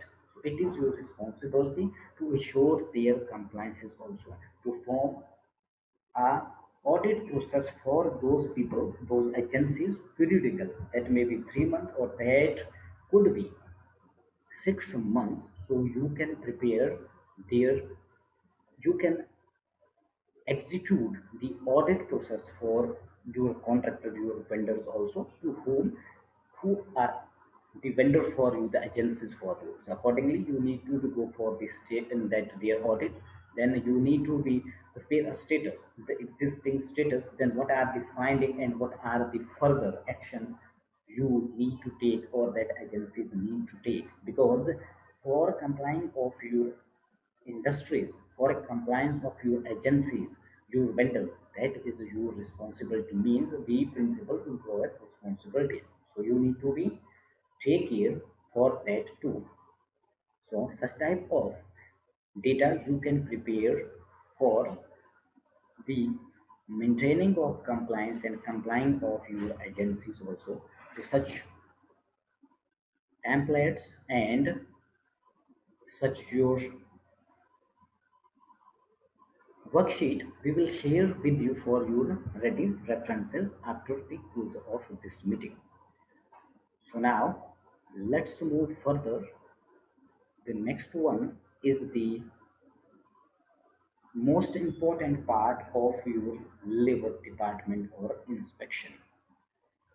So although initially in the most of organization when we visit or when we have some clients, so internally they say that in the board they say we are fully compliant and we do not have to, we will not face any issue related to some inspection.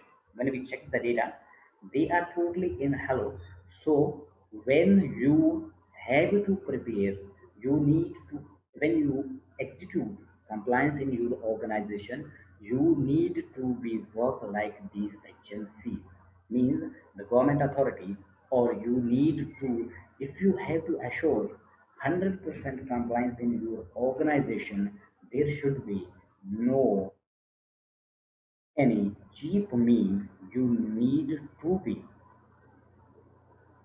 approve, or you need to be not do in your organization a clean and fair compliance. For that you need to be take one step beyond these agencies. What they do, they have already procedure for inspection. Although many of you maybe have undergo for some government inspection. So the government inspection is labor department under factories and under the shop and commercial act. So they send you one notice. With that notice, they may provide you the checklist. So that checklist already available on their portal. You need to check out that when you prepare for the compliance. You need to assure that what are the requirements of compliances inspection under the different applicable laws for your establishment. So for that,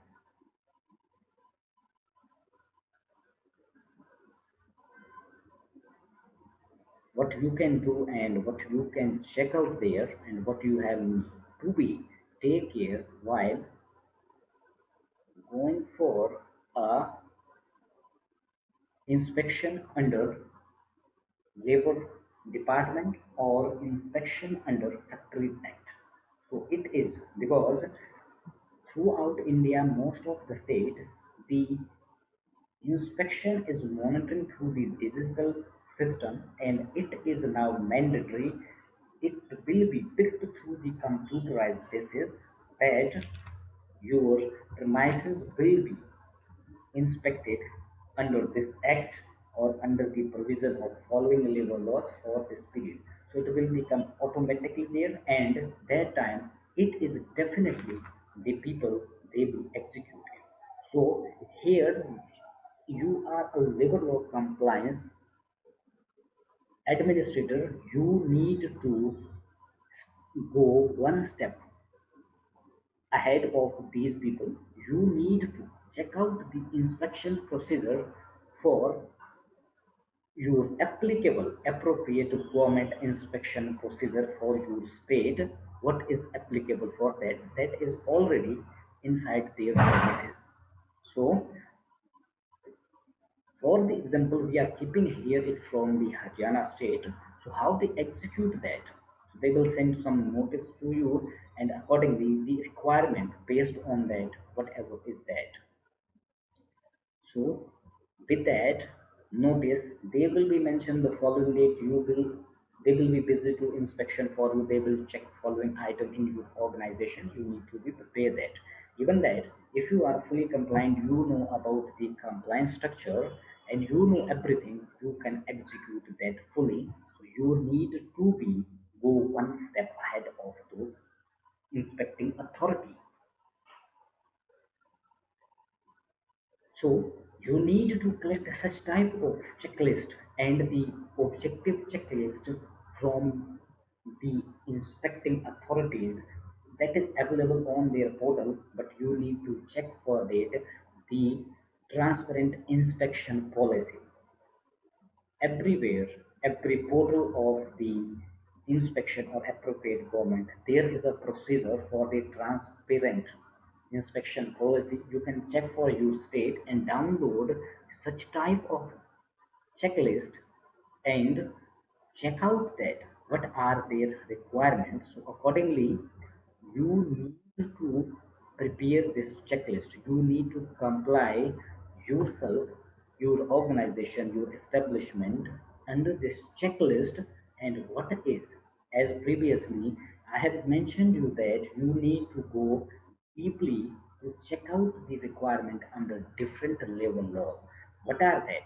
So you can prepare that from here, because very less labor law compliances people know that such type of list is available on the portal. You need to check that, and this list will be come out to you. Accordingly, you have to prepare a master list for you, start auditing your organization, then and come up with the gap, what is the current status and what is required for compliance of the labor laws. Then prepare yourself, introduce the initiative and implement the labor law compliances structure in your organization. So accordingly, you have to prepare the checklist. Here they have already mentioned what is applicable, what is not applicable, what is available, what is not available. So accordingly, everything under section wise that has been mentioned. If there is a labor department inspection happens, so what are the other applicable labor laws for your organization under the labor department? They will be accumulate all this requirement in your checklist. You need to be prepared. It will help to you to maintain effective labor law compliance in your organization. So you need to pick up such list from there and then start complying of your organization. Then they have also mentioned the report, how they report. So the such report you have to prepare, and section wise, where which section you have done the inspection, whatever the gaps are there, and corrective action. So that are the reporting system they have introduced, means the government agency has been introduced. You need to prepare yourself according to the requirement, because the employer is responsible for assuring all the compliances under the labor laws. Here you are not responsible for employer, you are the representative of the employer. You need to assure all these labor law compliances for your organization in respect to the government agency. What they will check out in your organization, you need to prepare for that. So the such list we will share with you for your references according to your state. You can check out this and collect such data and prepare your checklist and master checklist according to these procedures and the checklist. Then introduce those in organization, implement that and comply your organization and assure the 100% compliance in your organization. Now let's move further. The next step is the reporting. Here we have already discussed about how you have to go implement the labor law compliance in your organization and the procedure. So we have discussed here the three layers of compliance which you have to do, which you need to do organization. Finally, you need to be keep in mind You are not responsible for your employer. On behalf of your employer, you are responsible to be your organization, that you the appropriate organization to comply with organization. And now here come the reporting system. So there may be the monthly, then frequently and periodically and occasional reporting is there. When as a HR you need to establish your credibility, so you need to be introduce a reporting compliance reporting system to your employer. You need to make sure that your organization is law abiding firm. Your employer maybe get into that in the future, so that you are ensuring that your employer is totally compliant organization and applying obliged by all the rules of that. For that, you need to be execute the reporting system there. This reporting should be true, not only for the presentation of your management. It should be true, it should be fact based, but you have done it would be a great learning for you for your career and growing in your career, so that you need to implement a structure of reporting, monthly reporting, because the compliances are monthly there. If you talk about the first layer, the approval, that may be one time, two time, that may be based on frequency. And then we go to the layer number second, the records that are monthly. You need to maintain that. Then layer number three is the return that are also the monthly, quarterly, and half yearly. So accordingly, you need to report the compliance, what is the current status and what is the future requirement, and what are your actions and countermeasure to comply your organization. You need to be share that with your management to establish your credibility, so that you can share with in the monthly reporting, which are also known as KPIs, BMM, and the MIS, monthly sharing. So what would be that? So here I'm sharing with you one file, what type of reporting structure you can prepare that. So because this is the final format for your and your representation, your vigilance, your foresighted, and your accountability. As based on that, your management do not have so much time to spend hours with you to getting the final answer from you, is it compliant or not. So you need to prepare a one page structure for that. What is the status of your, because you are the representative of your employer, so you need to be take care that share the crux and final output to your employer to establish your credibility. That should be fact based, that should be actual and based on fact what is really applicable. One thing, if you are a labor law compliance administration, be fair with yourself. When you be fair with yourself, you will represent, you will present to your employer the actual status. Do not hide anything, otherwise it will deteriorate your credibility in your organization. So you need to be share very crux and specific to your management, that what are the based on approval, what are the compliances there, what are applicable there. When he will ask the question, you can share that what are the required, what is the process is there. Then based on return, then based on the register which are applicable there. So this is your initially monthly reporting to your management. That is the important part to building the credibility as a functioning, a real human resource business partner for the organization. Because in future, when the new labor code will be applied, you will be, your employer will be impacted financially. So you need to be, take care that, you need to be accountable for that. You need to be vigilant and foresighted what will happen in future.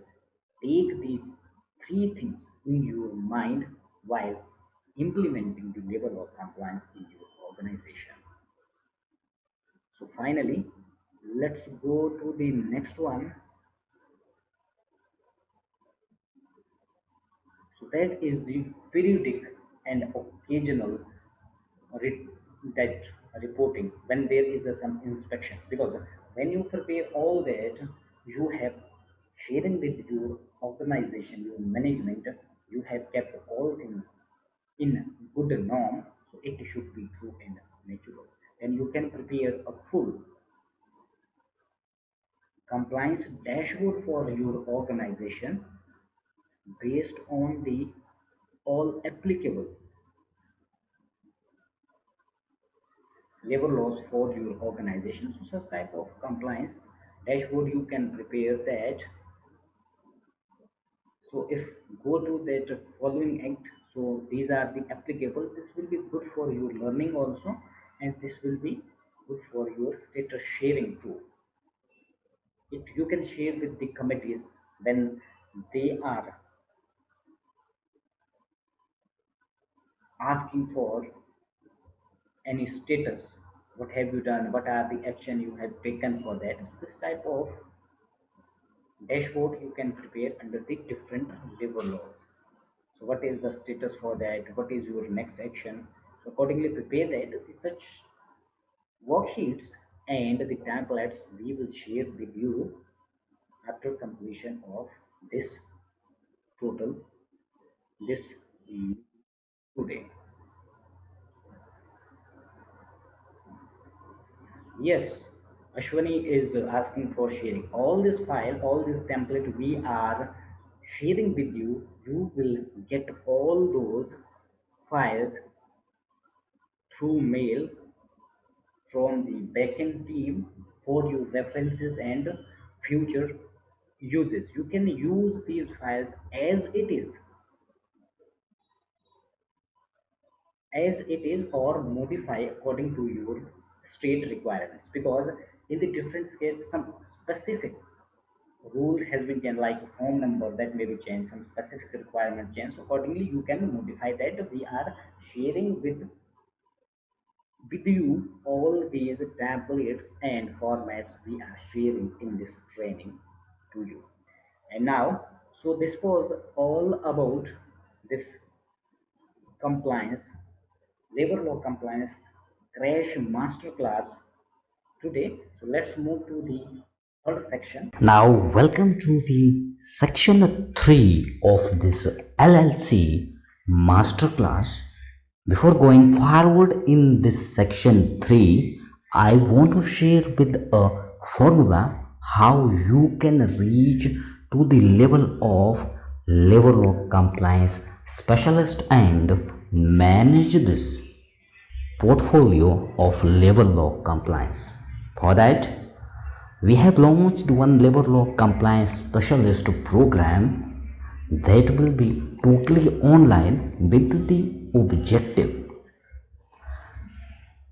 This program will be totally a 30 days as labor law compliance specialist program, and this program is designed with the objective to make you vigilant, foresighted, build that credibility, accountable for your organization related to the labor law compliances that will enhance your career as labor law compliance specialist. This program will have weekend classes and live session. In this program, we will cover total 30 live sessions. Those sessions will be based on practical learnings. After that, you will get access to the recording videos for lifetime. If you missed something, you can recheck these lessons and recall your knowledge. when this program will be completed within 15 weeks. After that, we are providing you with the two interactive live session with the instructor of this training for compilation and updation of the insights and learning of use within this program. You will also get the custody of the live templates we will prepare during the learning of the each program or session.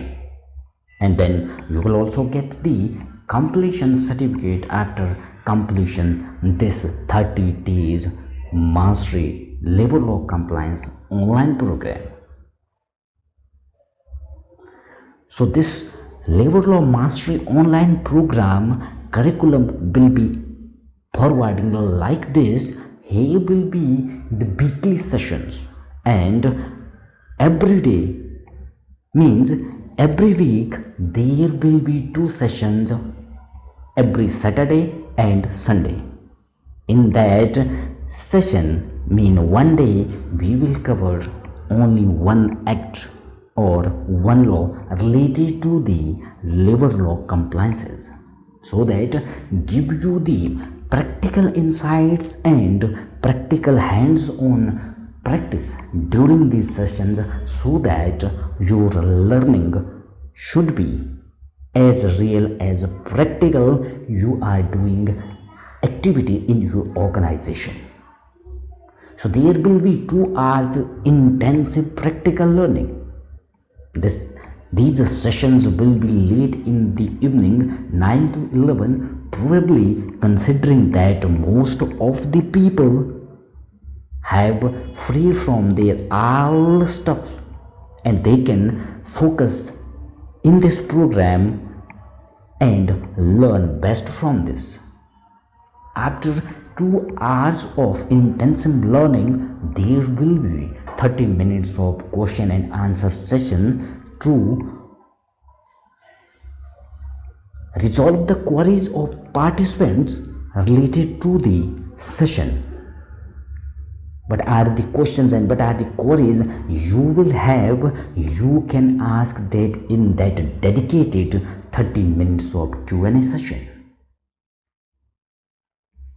The flow of this level of compliance master program will be like as there will be a 30-minute overview of each act. Before starting of this program, the intensive learning of 2 hours, 30-minute overview specifically dedicated what are the requirements and what is this law, what is required and what the obligations are coming to an employee, what you have to fulfill or maintain under the particular labor law or act, and all these activity will be based on our 3-layer labor law compliance structure, as we have discussed during this whole masterclass. Then we will basically focus on the approval records and submission, then displays also how to collect the data, how to prepare that data, what will be the linkage of all types of data and how you have to connect that data finally to reach a complete level of labor law compliance in your organization. Then there will be dedicated templates for each activities, and those templates which you will create or we will create during the entire program, that will be provided to you in your personal custody too. And these live sessions will be going live from 14 August 2021 Saturday 9 p.m. And now there you would have the question that what we are covering in this and what are the applicable labor laws we will cover in this specialist master program. So here we will cover the 30 plus existing labor laws means existing acts and their obligation for the employer, and what are the fulfillation and fulfillment required under these labor law. We will discuss that or practice that in detail. After that, the 4 new labor codes we will also discuss in detail what are the requirements and how you have to fulfill the obligations under these 4 labor laws in your organization.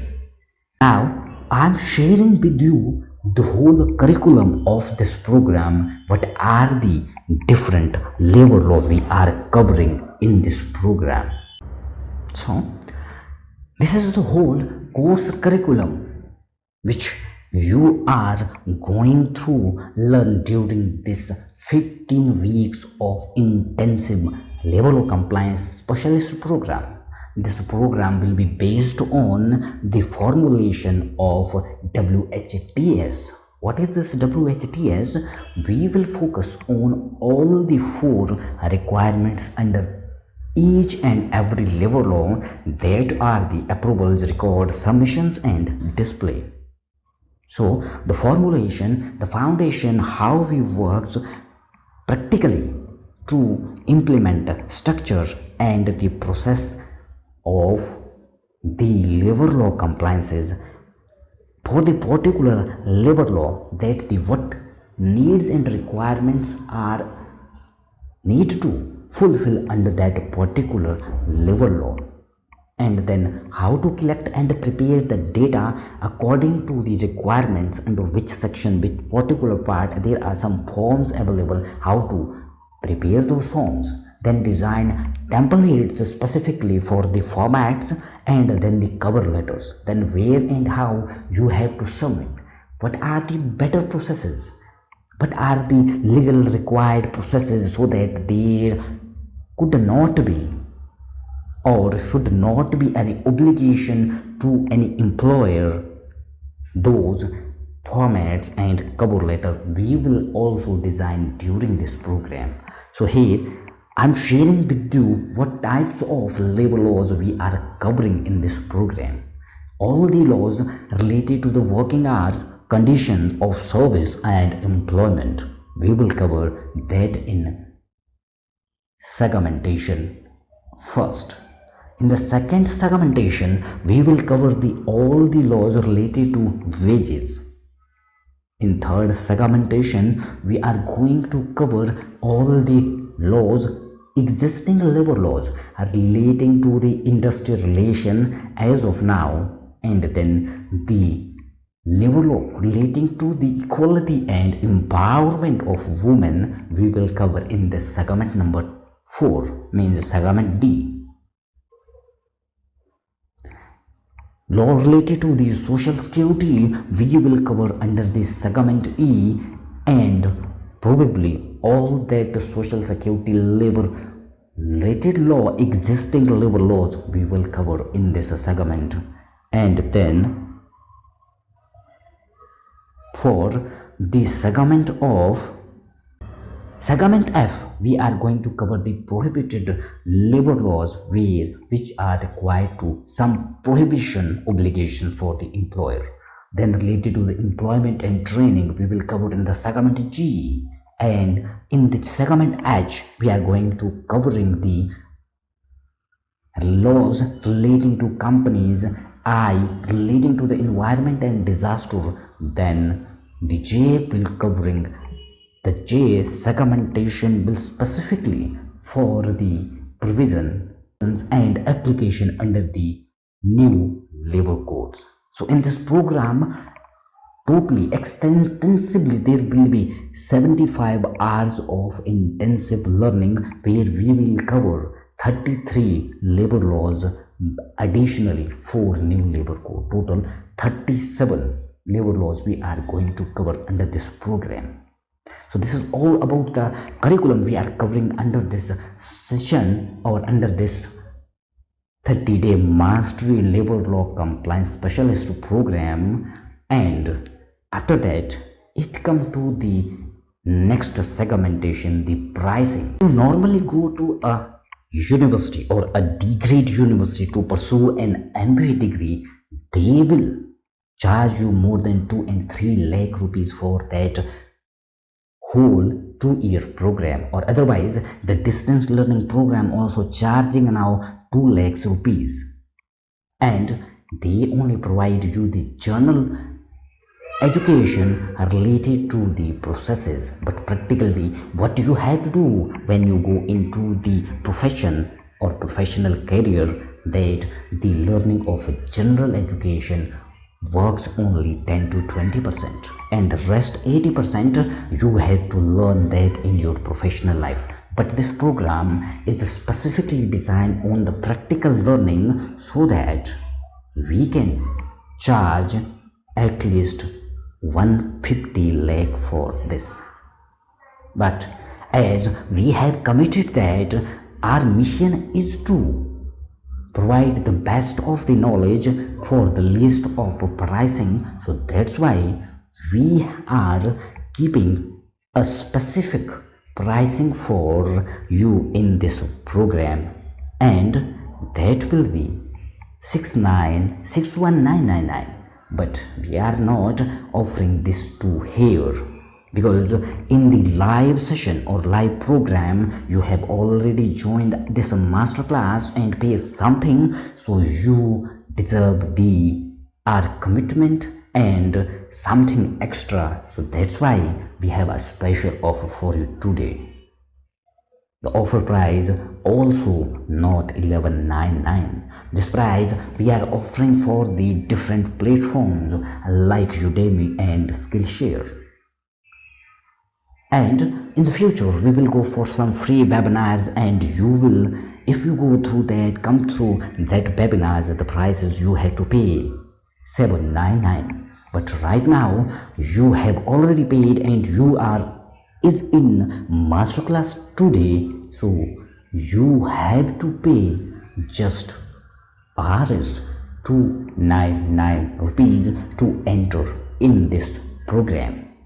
This program probably or prospectively designed for developing your career perspective to enhance your career as a specialist in the labor law compliances, that practical knowledge, practical tools and practices nowhere you can find. If you paid 1,50,000 rupees for such programs, you will not find that.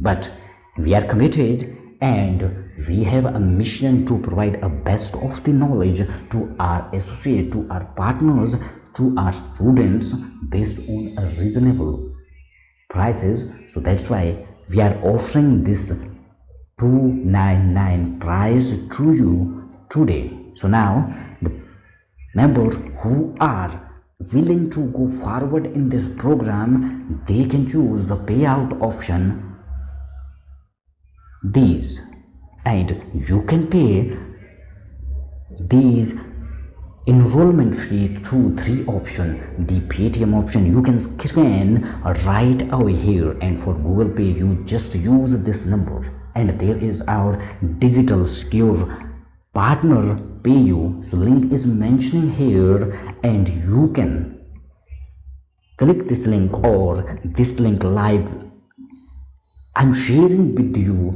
on the chat box. Pick up this link from there and pay it right now. So this program is specifically designed for getting you your advancements in the labor law compliances and building you as a specialist in this program. That's why you need to definitely choose this program. Go through the link below, check out it right now and get enrolled. Before that, we revise the prices, because if you get through this program right away in this live session, you will get this price of 2,999. We have reached here, and next 5 to 10 minutes we will complete close all bind of this session here. Before that, as we have committed to you, we will go further in this section. Is there the recap, because we are learning from last 2 hours, and many things that may be skipped there. So here one refresher recap for 5 to 10 minutes I'm sharing with you. So immediately,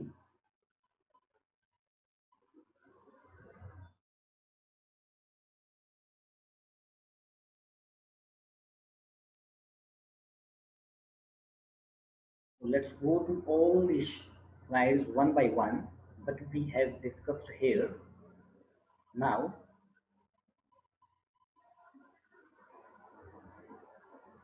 start from here. So in this session, today we have covered most of the obligations under for a factory or your establishment under different labor laws applicable as of now in preview with the four different labor code which is ready for implementation and that would be implemented from the 1st October 2020. For that, you should be aware and complied according to these laws. And here, I hope that you learn most of the things under these labor laws and you will implement that in your organization. So there we discuss about here the obligations under the Factory Acts, when obligation under Shop and Commercial Act. Factory Act mostly the obligations are there related to the approvals, license is required, then there the health measures, safety measures, and then the welfare measure you need to be implement in your organization. And then the annual leave with wage you need to be paid, then policy for safety and environment you need to be executed, then notice display under every level law that is mandatory there, and submission of return. And in your premises, if you have a factory, the fire and safety measure is majorly mandatory obligations for the employer. So we have also discussed in the Shop and Commercial Establishment Act those organization or establishment which are not come under the Factories Act that are covered under the Shop and Commercial Establishment. Even that are your corporate offices, even that are your hotels, that are your ITs, that should be registered under the Establishment Act and the provision made under Section 5, and it should be within 19 days of the commencement. Then you need to be take care the condition of working and facility in your establishment, in your commercial establishment where the commercial activity is happening. If you not oblige all these requirements, you will be means your employer will be penalized with a fine and cancellation of the business license. Then payment of bonus you need to be paid, even though bonus is not applicable for the new establishment up to 5 years. But here you need to be take care. If the establishment, for example, one organization is there, they have their corporate office in Mumbai and they have already some plants in Mumbai. That organization was established in 2005. Here is 2021, means 15 years. And now you are planning to, your organization planning to establish a new plant in Delhi. And it doesn't mean that the bonus is not applicable for you, because the establishment originally has been established in 2005, so bonus should be applicable for the new plant or premises too. So it should be minimum 8.33 and the register you need to maintain. Then after bonus act, we have discussed about the contract level. So for the contract cases, the principal employer required to register under that, and the contractor, the supplier, that need to be have a valid license or license. You need to be take care that whatever the number mentioned in the registration certificate of principal employer, the same number of employees should be inside your premises for the day. Otherwise, if that is less than that, it is okay. If that is above to that, you need to immediately modify or amend your registration and apply for that. Then we discuss about the Wage Act 1936. So here the employer is responsible for paying the dues to every person who is employed or who was employed in the organization. Then the Minimum Wage Act we have discussed there. The obligation under that is the payment that is prescribed as a minimum wage that need to be assured by the employer, and employer cannot bifurcate this minimum wage to different allowances. Gratuity is mandatory and it is a statutory right, and you need to be assured that, and you need to assure how many people and who have completed 5 years, and they are they are eligible for the gratuity and they need to be paid. That you need to prepare the data and maintain record of the same. Then under EPFO, and it is applicable for more than 20, and employer is responsible for any deduction, recovery, and remittance under this. You need to assure that the all the deduction, recovery, and remittance has been happen as per the law. And same, ESIC is applicable for 10 or more employee, and the deduction, recovery, and remittance is the responsibility of employer under that. Standing order, it is also applied to every organization, but the certified standing order required for the organization or establishment where the 100 plus employee are employed there. And then the standing order is specifically the code of conduct or condition of employment that is applied in your organization. Accordingly, you need to maintain the record and display the notice under this act. Then Posh Act 2013, it is important act, and you need to be assured that one, you need to constitute a internal committee, complaint committee, if your organization have 10 or more employees. Then there should be one person outside from an NGO, from a law firm. You can appoint that person also. That is mandatory. Then reporting there annually. And we have also discussed the obligation in preview of the new labor code, that near about 29 of central labor laws merged under the new labor laws, and that come the four new labor code, that are the wage code in 2019, industrial relation code 2020, and occupational safety, health, and working condition 2020, then social security code 2020. So these four labor laws are going to be implemented from 1st October 2021. So you need to be assured what are the preparation you need to be done under you need to be done under this code. You need to be prepared for that.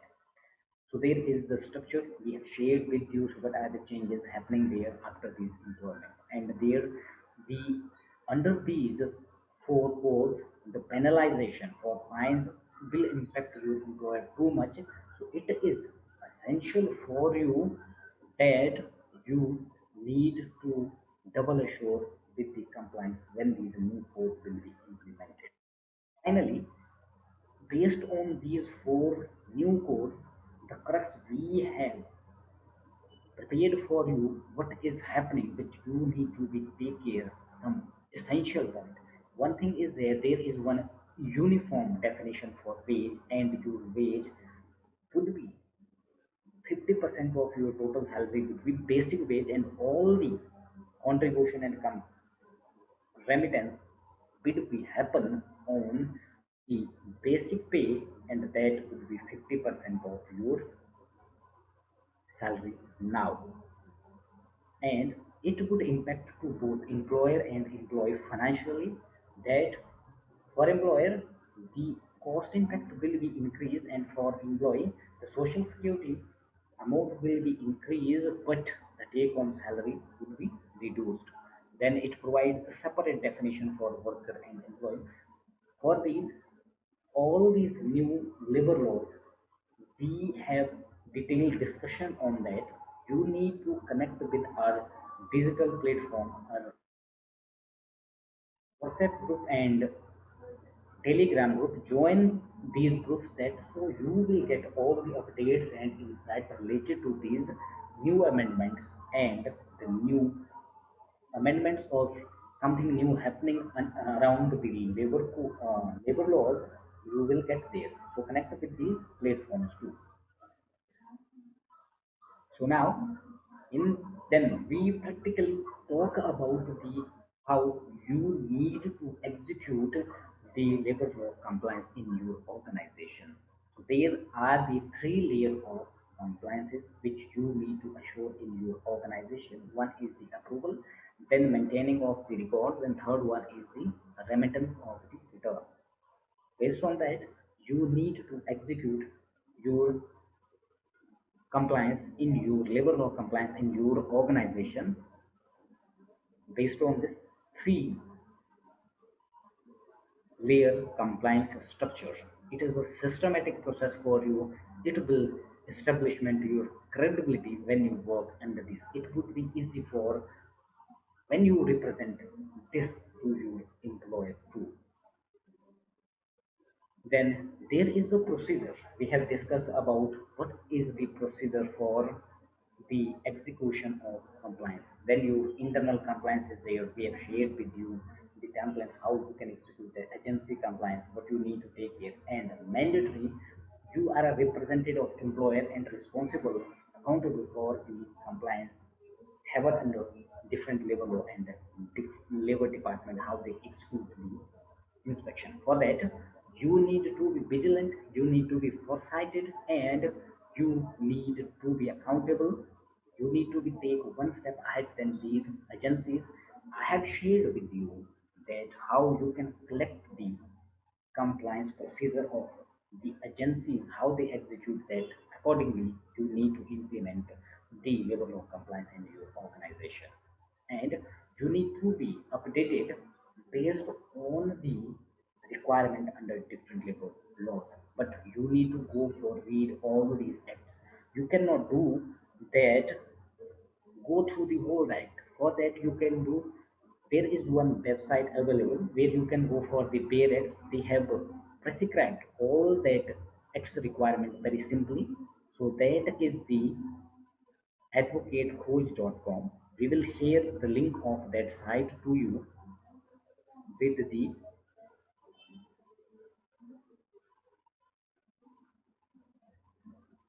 Okay, some person going to leave now. If anyone have question for me, so I can conclude that here. I can respond to that question. Next 5 minutes, we are going to wind up.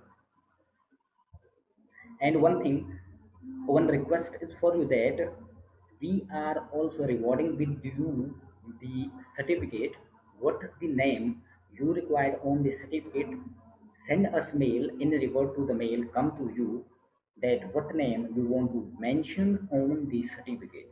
If you have any question, please let me in the chat box so that I can respond your queries. Okay, thank you so much. Ashwani is saying session was very interactive and knowledge gaining. Thanks a lot, sir. Thank you so much for that. And you will get all that formats on mail, whatever the register mail Hello. ID. Yes. Yeah. Sorry to interrupt. Mhm. I have a question. Uh, I want to know which type of organization has to be registered under Factories Act. Means how can we identify that this kind of industry or this kind of manufacturing unit has to be registered under the Factories Act? There is one, if you go to the Factory Act, Section 4 or Section 5, it is mandatory mention that if you are doing any manufacturing assembling work there, you are assembling some parts there, that will become under the factories, and you are employing 10 people and you have their electricity mean power also, you need to be attain the factory license for that premises. If there is no such work mean assembly of any part you are doing there, if there is a packing, so packing is not factory. If there is Mm-hmm. we can exemplify that warehouse, that is not factory. You are keeping, you are not assembling anything. If you are assembling anything, you are doing machines also there for assembling, so that come under the Mm-hmm. factories. And if there are employee, 10 employee are there and you are using the power, and without power there are 20 employee you are working for a day, it will be you need to be apply for Factory Act. For Okay, so example, it is yeah, like yes, with uh, power 10 or without power yes, 20 it is are 20. to be okay. Okay, Okay, so it can be anything of any kind of manufacturing, yes, right? Like everything. okay, okay. And what about the same criteria? Which type of organization has to be registered under the Shop and Commercial Establishment Act? Yes, shop and commercial establishment, every organization who have working, who have a office, who have premises, they need to be apply for the registration under the that your shop and establishment, because factory is specifically where the manufacturing process is happening. All the Uh, rest of the organization, even that you have IT, yeah, yeah. you are working No, in no, a certain. like Yes, please. yeah. So no, I got the this thing. The Sorry, your voice is not coming.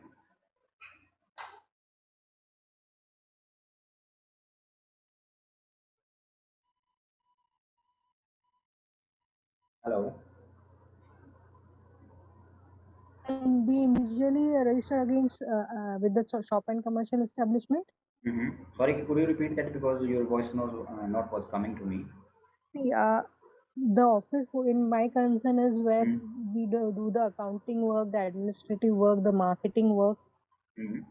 Whatever is that So that, that required, because yeah, you are doing commercial activity there na? yeah, even yeah. even a shop, a office, that need to be registered under Shop and Commercial Act. So that is Shop and Commercial is state specific. They have specific. If you are in Delhi, so Delhi have separate that Shop and Commercial Act applicable, but the rule has same. If you are in Haryana, so that applied the Punjab Shop and Commercial. If you are in a South some state, so it is the reason based some specific changes are there, but you need to apply for that the Shop and Commercial. You need a registration under Shop and Commercial Act. If you are doing Okay. any in a premises, even that is a small room, you are doing some commercial activity there, you need to register for that. Okay. Yes. So additional to the same thing, if Mhm. I have a two-floor working structure, Mhm. wherein on the one floor I'm doing the manufacturing process, and on the other floor I'm doing this administrative kind of activities. Mhm. So in this case, for the manufacturing premises, the manufacturing floor, I need to register for the Factories Act, and for the administrative work, I need to register with the Shop Act. Thing is that how you consider that in the factories there is also offices available. There is a, for example, there is a big one factory premises where 3,000 people work. For that 3,000 people, there is a service staff also. So there is 100 staff who are sitting in the office. So Uh-huh. that is Okay. under cover under the Factory Act. But Okay. Okay. if you need to, if there is some, because some organization we have done for some our client also, they have two floor, and they register under the Shop Act and commercial, because when you go for the Factory Act, so that you need to comply with too much requirement under the labor law. But if you need to the another floor, that another floor you need to cover under this and that Shop and Commercial, but there is the requirement is that you need a separate gate for that, you need a separate entry and exit for that, otherwise that need to be under the Factory Act, that is enough for you. But thing is that Mhm. under Shop and Commercial Act there is a compliance is less and the obligation for employer are less, but for under the Factory Act there the obligation and compliances are too much. Mm. But according to the nature of the business, you have to mandatorily register with the Factories Act, right? Yes. As If in you you are, said. if you are doing a manufacturing or assembling process in your premises, and in that Mm. premises there are 10 worker employed for a day, and you are using a Mm. power, then it is applicable. If without Mm. power, then it should be 20 minimum. Then that is mandatory. You need to be apply for Factory Act for that premises. Is it okay? 1 second. Okay. Some question is coming here from V Yeah, yeah. said. Sir, excuse me. I have a Mhm. last one also. Okay. Uh, Sir, if an organization is a small manufacturing unit, as in Mhm. whatever you said, there is even 10 number of people or whatever Mhm. it is, it's a manufacturing unit if, in my Mhm. concern now, Mhm. and it is registered with the MSME certificate, I guess. That is a Mhm. certificate, not a Yes, registered yes, yes, license or yes, something. yes, yes. Okay. Mhm. So, do the organization has to register with factories and commercial or whatever No, it is? when it is not required, when it is not the applicability of Factory Act is not, because Factory Act is saying that you are doing a manufacturing activity, okay, but required 10 number of people. If that is less than that, with the power, so you are registered with MSCME. So MSCME is the governmental that benefited. So, but you not required if the manpower is less than 10, so not required under the Factory Act, because for factory you need you required more than 10. If there is a 10 or more employee, so you need to go for the factory, or otherwise you are registered under the MSCME, so that is no problem for factory. No, so see, what you're saying is like if it is registered with the MSME, then the number has to be below 10. No, if you are already, because MSCME, the big factories, big establishment also register with MSCME. If the Hmm. manpower is less than 10, so Hmm. you do not have to go for factory. If it is more than them, if you are registered with MSCSC also, then you have to go for the factory license. Ah, that's what I'm asking. Yes, so that is Uh, yeah, MSC. because see, like, uh, Okay, MSC. because see, Hmm. yes, sir, you please continue. So what I'm saying that MSc and that MSME is especially for the aiding the and promoting the that employment in the industries and the small businesses also. So that's why the MSCC concept was introduced in India and providing the support to the small organization. That was for that. If you go for the factory perspective, so if there are 10 or more employee in the your premises, there is a manufacturing process is happening. So you need to be registered under or get the factory license for that purposes. Yeah, the same way like when your organization is having 19 employees, you are exempted from the PF rule. But the Yes. day the 20th one enters in your organization, Yes, you are yes, eligible for the yes. So PF. that is So the eligible. That same. is, yeah, that is applicable. So Same in happen to any here. case, any day, yeah, any day, my in any day, if a organization Mm, enrolls the 10th or the 11th employee, mm, 10th employee, mm. so it has to go for the Factories Act. So it you need to be as your labor law compliance leader. You need to take care how long they are. If they are working for more than 30 days or it is less than, how you maintaining the register for that? If you are, No, mm, they have joined, and like it is an understood that yes. they are So looking for a yes, long term yes, association. yeah. You need to go for that. You need to go factory that, because if there will be in future some inspection there, something happen there, so it will be Uh, that a big obligation for you, so you need to go that. There is a online application there available on the major of these states now. So even though very okay. less fee you have to pay for that, is for up to the number, so it is around for 1 year 2500 or so something, you have to go for that because assure the compliance. Okay. So last one, as you said, like in the Factories Act, under the section 4 and 5, they have Mm, very specifically mentioned that employing 10 or more people and using the power and all that kind of stuff.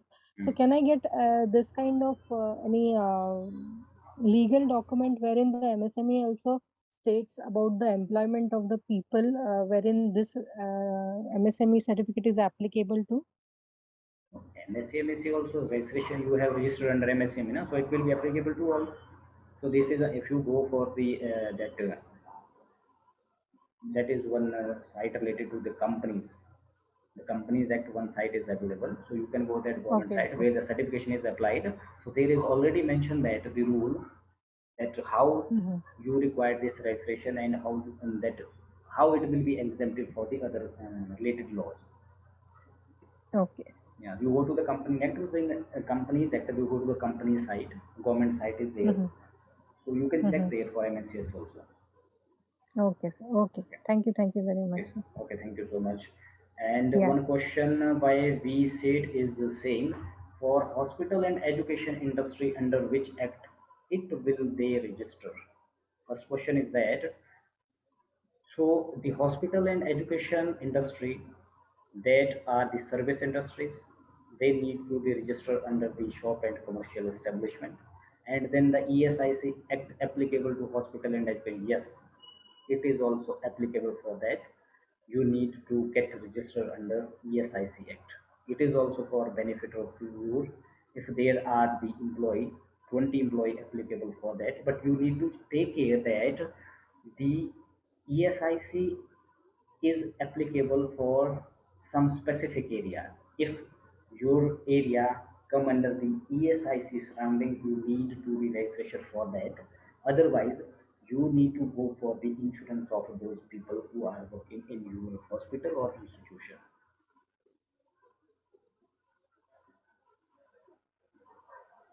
And one question Srinivasan R is saying, when is the Migrant Workmen Act is applicable to an organization?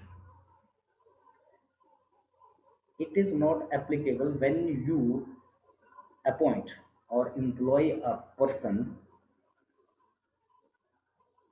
from other state, so that your Migrant Workmen Act is already applicable, even though under this act there is no so much obligation for the employer.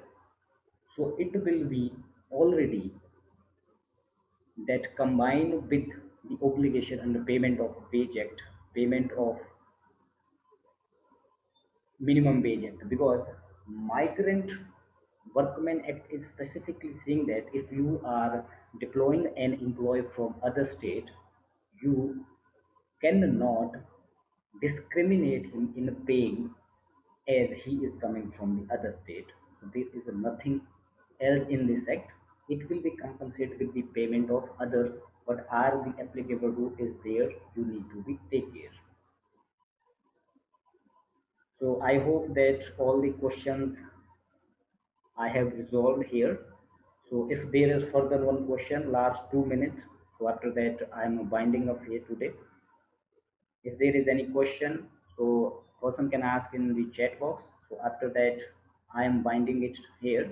And before that, all member who has participated today, please, when the mail will be come to you from the backend side, there will be mentioning all these formats we use for your references. Then one site link will be given where you can utilize very brief and specific bare acts related to the different labor laws and different laws which you require. That is the advocate coach, and there is more than 900 different laws of India with amendment. They have very simply